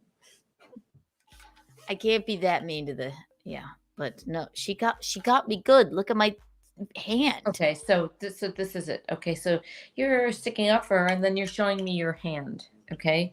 Do not let her fucking scratch you or bite you. I did. I screamed at her, mommy. I did, but I thought she was trying to be nice. Pick her up and I would shove her over here. No, she's cunning. I can't do it. Yes. Yeah, right. Your life is complicated. I did cry today. Because I go like, please just get away from me. Life isn't hard enough, but I have you, motherfucker, little white kitty, to deal with. I'm little white kitty. Little white motherfucker kitty. All right. I know. Not too much shitting on 6. I know. Oh, come on. Don't want to shit on 6. I already screamed at her I screamed at her. I stomped my foot. Yeah, I never acted like she that. doesn't give a shit. She's going to be your enemy for the rest of your life. Until she dies. Mm-hmm. That's fine. This has been might be sooner than later. And yeah. Hopefully, just offs herself. Like, yeah. Peek in the pit of your day, Michaeline. We must. Let me think about my day. Taught my class at 9 o'clock. That was a pretty good part of my day, although I didn't feel like it when I woke up. And then I did some other stuff and ran around in my exercise clothes all day. And then a friend came by and we had some beers, and he brought his little girl. And she's really sweet and fun. I mean, we sat out on the porch and had some beers, and oh my God, an adorable little girl who was like you when you were an adorable little girl. Fat and like David Letterman looking? No. You didn't look like David Letterman, but she was really. Dad always says I did. She was really sweet and nice, and then. The peak of my day was the little girl had milk and I had a beer, and we cheers or whatever you say, and Chindan. No, it wasn't even Chindan. It was like that. And then she would drink her milk and I would drink my beer. And then you drank her milk. She drank your milk. No, I don't know. Then she drank your beer. Stop it. Anyway, that was fun. And then I don't know. The peak of my day is this, which has been really fun. And now the pit of my day is for me to have to go upstairs and fucking pack my clothes to go to Austin. Yeah, I love going to Austin, but I fucking hate packing my clothes. This 'Cause I is never me know. eating sand. Tell me I didn't look like David Letterman. That's red hair eating sand. It's a big, fat, red-haired baby eating sand You really love to eat sand and and you like carpet. to eat the carpet and Flying baby. but you were so sweet and you rubbed your Whee! and I loved you for that. That's me, ladies and gentlemen. David Letterman, baby. Whee! Yeah. Whee! And then I did go to TJ Maxx and found a little carry-on piece of luggage because my carry-on is because I stuffed it so full. I've had it for a while and my carry-on is like the zipper is about ready to break open. So I found another little rolly carry-on. So Okay, so that was fun. So there were no pits other than I'm gonna tell you the peak of my day. Okay. Do you have a second? Yes, I do. That's Holy the point of this. shit. Holy shit, this was the peak of my day. So I went to Publix to pick up a few things and get some cat food because I had to take the cat to the to Catawba to be boarded. And as I walked across, I really was kind of blue and I was having some mental issues, I think. And You don't say. and so a car stopped for me to walk across and I just waved. I just thank you. And then as I walked across to Publix, this cute black guy, I mean, maybe my age, maybe I think a little younger than me, went, I love your hair, your blue eyes, you are so beautiful. I can't tell you. Oh my God, you are beautiful. You were in the car and he stopped you on I foot? was not in the car. I was walking into Publix and he was driving. Aww. Which I thought, oh my God, I'm feeling so shitty. I don't know. I'm just having a shitty feeling right now. And that made me feel like, holy crap. Well, that was nice. I really needed that. Nice. How did he see your eye color from his I have no fucking idea. I was in my exercise clothes. I was just running around, whatever. I get the most compliments when I'm looking the hit. Right. No makeup, whatever. So then, okay, so I come home, I do my stuff, I take Kit to the Catawba to be boarded. I go have a tan. I go out to TJ Maxx and I'll be damned. This is a couple hours later. If I'm not walking TJ Maxx and in the first parking space is that man who goes, oh my God, did I just not see you at Publix? Okay, so now I'm talking to him. Okay, I said, No. I said, that is grounds for okay, I'm stalking you. I know the color of your eyes from my car. It was a couple hours. He was not stalking me, okay? And I'm gonna tell you why. He was in that first parking space. And I went waiting. He knows you. He knows your tendency to go to TJ Maxx. Was not. Okay, I promise you, it was a few hours. It was not. Good night, mister. Get on the case, please. Wait, please let me finish. Okay. I am. So then he goes, oh my God, didn't I just see you at the grocery store? I said, yeah. I said, so I talked to him for a minute. What's your name? His name is Richard. What's your name? Mickey, whatever. He goes, I said, Rock Hill, small world, whatever, small town. And he goes, if I do a third time, you're going to have to give me your phone number. I said, are you married? He goes, yes. Yeah, he goes, I can't lie. Yes, I am. I said, because you are sitting in this parking space waiting for your woman in there. He was. He was waiting at the TJ Maxx. No, he was not waiting for me, Keanu. He was waiting for his wife. The lady to come out. I knew immediately when he was sitting in that first parking space, just sitting there. He'd been there a while.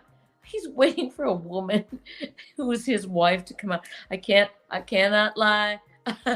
She is my wife. And then, so then he goes, are you married? I said, no, happily divorced. We talk a minute. And then he goes, the third time I see you in Rock Hill, you have to give me your phone number. I said, not if you're married. Not gonna happen. Not gonna happen. But I'm just saying, you know what? He was really sweet and really nice. Aww. He was not following me, but it kind of made my day for him to say some nice things to me. And he's And so he's got nice to attention wait for his sometimes. wife in the first parking space. That is the coveted parking space at that TJ Maxx. And so It's the truth. The minute I saw him again when I was walking in, he went, didn't I just see you? Oh, God.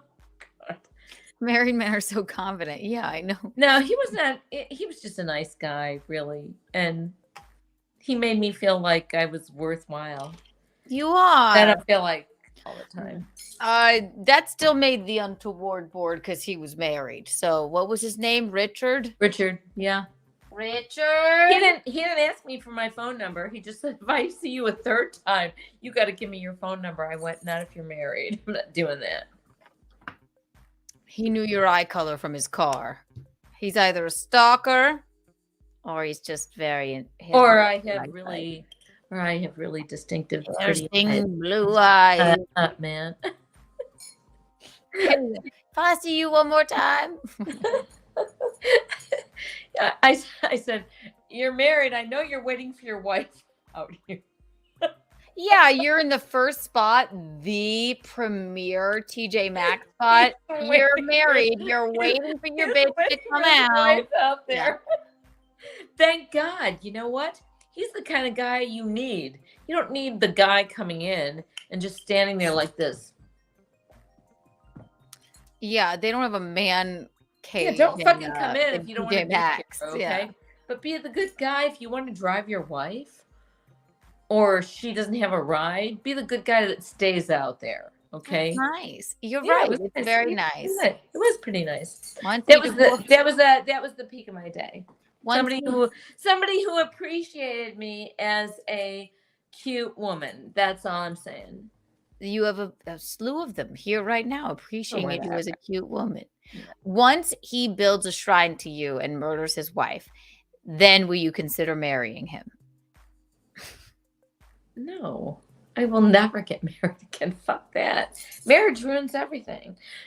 I'm not saying that for you. I'm just saying it for me, okay? No, I'm just teasing. No, please. Oh my gosh. I had more things to get to, but I won't. I won't hijack anyone's night any longer. I'll let you go. Oh, peek in the pit of my day. Peak of my day. Don Luger's story has to be the peak of my day. It was unbelievable. And that was really interesting. To hear from Fealty, peak of my day. Lovely. Another peak of my day. What's that? It was lovely to see and hear from Fealty. Yes. Yeah.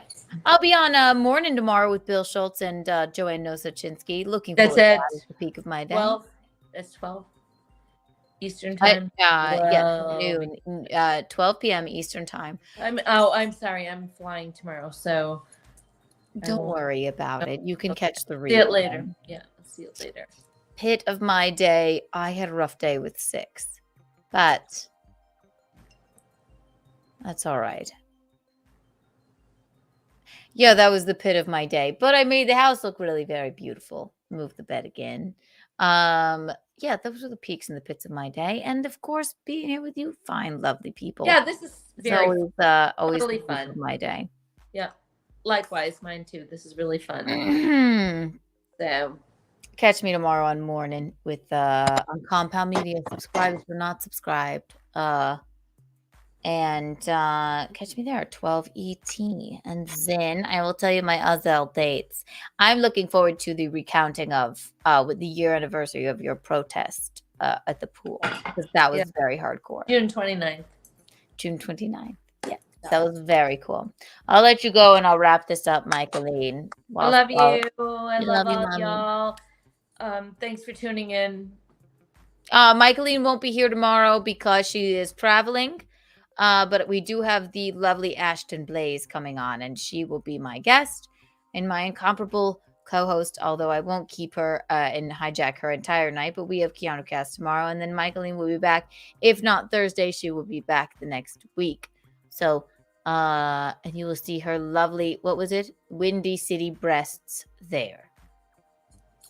We love it. Love you, Mommy. Mwah. Love you too, Keanu. Have a good night, everybody. Thanks for tuning in. So much fun.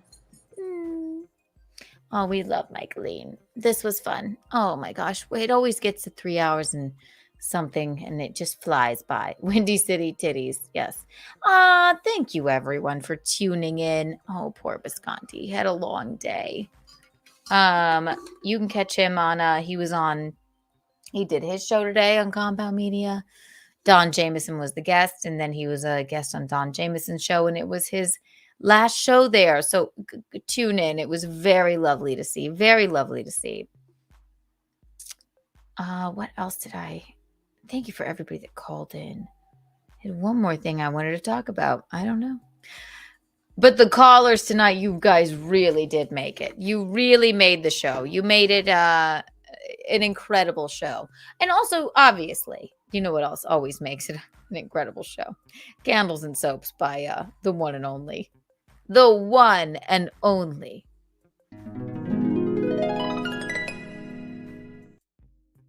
Reed Street Soap Company, ladies and gentlemen. What's this? This is an Untoward candle. Get yourself a Betrothed by Visconti candle. Get a Keanu Cast candle. Get the new Breakfast at Gino's soap on a rope. Get a Bacchanal candle. The Bacchanal candle is my favorite of all time. That shit smells so fantastic. I've burned halfway through it right now. Get a Breakfast at Kiki's candle. They're all absolutely magnificent. I dropped me a cigarette.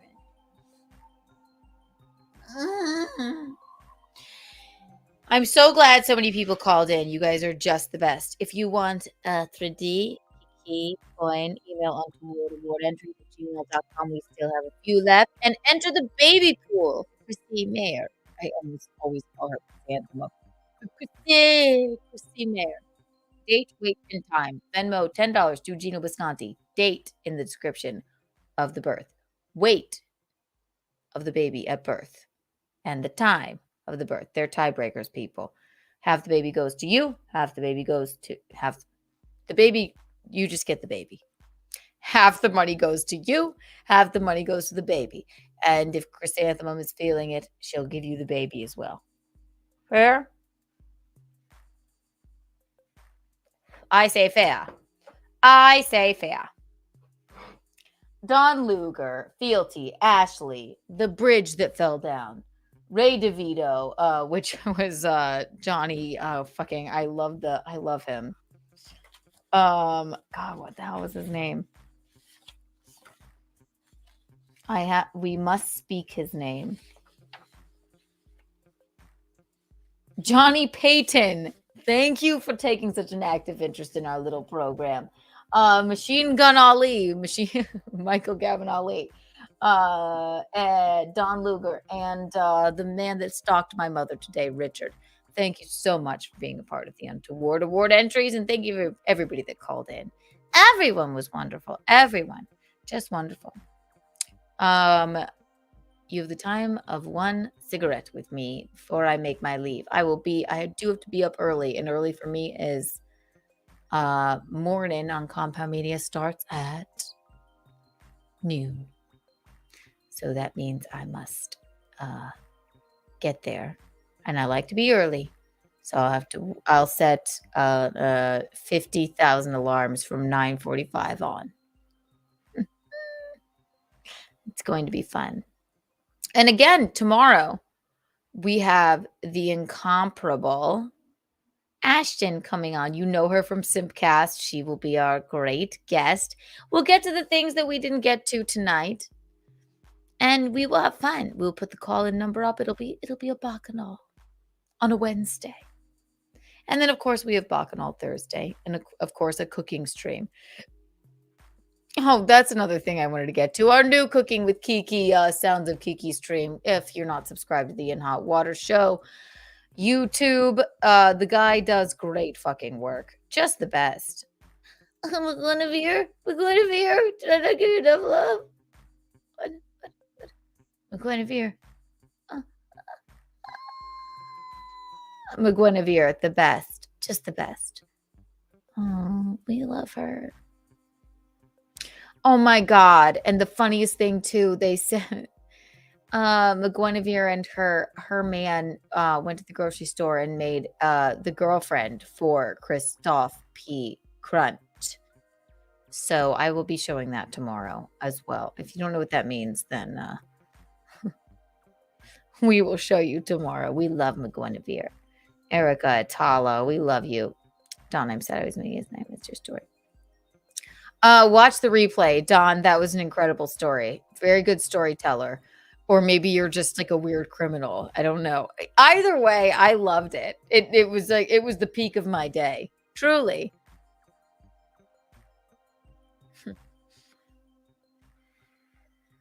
Chrissy, I did say have the baby. Have the money. You get the money and half the baby goes to you as well. And she gets half of it. We can't get enough. We can't. Y'all are the sweetest. Hi, Welsh. Hi, Keanu. I hope you're good. I am well. How are you, darling? Just, we're just living life like it's golden over here. The half that makes the poop. You get the bottom half of the child. And a lifetime supply of diapers. This is getting dark. You get the half that makes the child. Oh my God. Oh my God.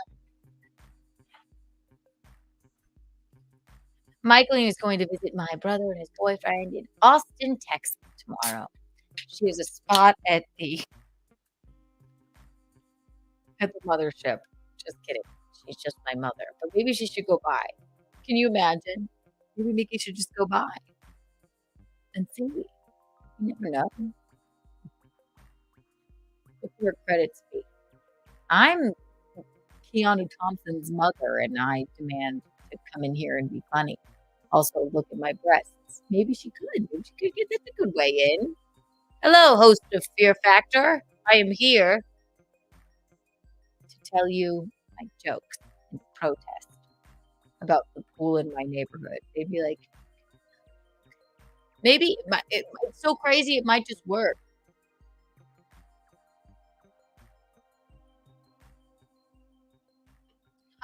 I know. Wouldn't that be funny? Should we get Mickey to do stand-up? Wouldn't that be hilarious? We put her 5 minutes together.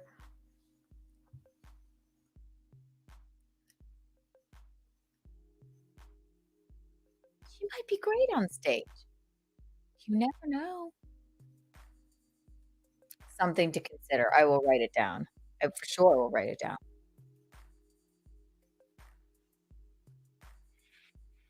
Did we have fun? Did we have fun? I can keep passing my email along to her mom. Really? I know. I sure will. I sure will. Don Luger. Crazy. He's crazy. We love a crazy man. Yes, you are the girlfriend of Christophe P. Krantz. Christophe P. Krantz. I will be showing that tomorrow. So cute. Kiki equals fun. I am fun. I'm fun. Michaeline would do an amazing one-woman variety show. Yes, she can sing and be funny and silly, and maybe we could put her in a big giant cocktail glass, like Dita Von Teese, and then like pour milk over her or something. Something to consider. Something to consider. For sure. Yes, sir. That's right. Oh, you guys were the peak of my day. Cat's the pit of my day. Visconti's always the peak of my day.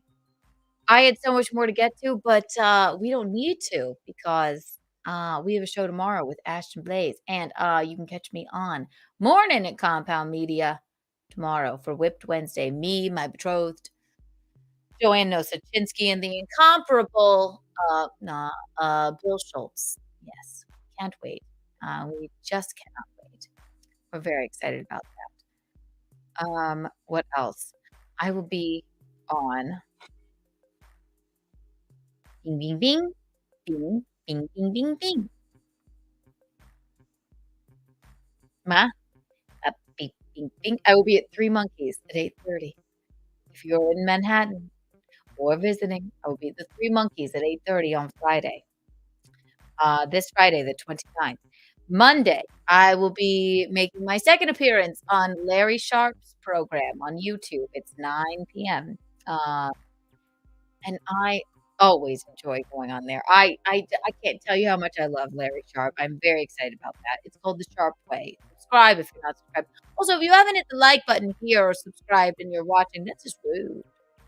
Just do it. So yes, and then that very next Wednesday, the 3rd, the lovely Violet Brandani will be on Keanu Cast. So we have that to look forward to. We're very excited. Very, very, very extremely excited. And then on April 8th, I am extremely excited about this. On April 8th, the day of the eclipse,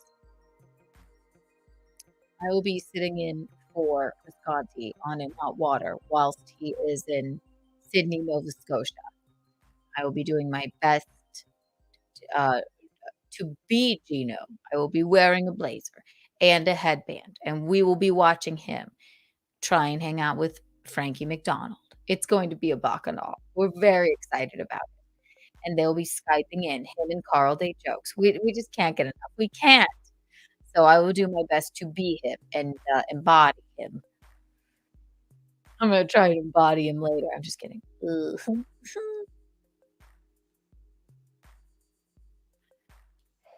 I can't believe they're doing that, going to the eclipse, which they won't even see. And there's really no guarantee that they'll even see Frankie.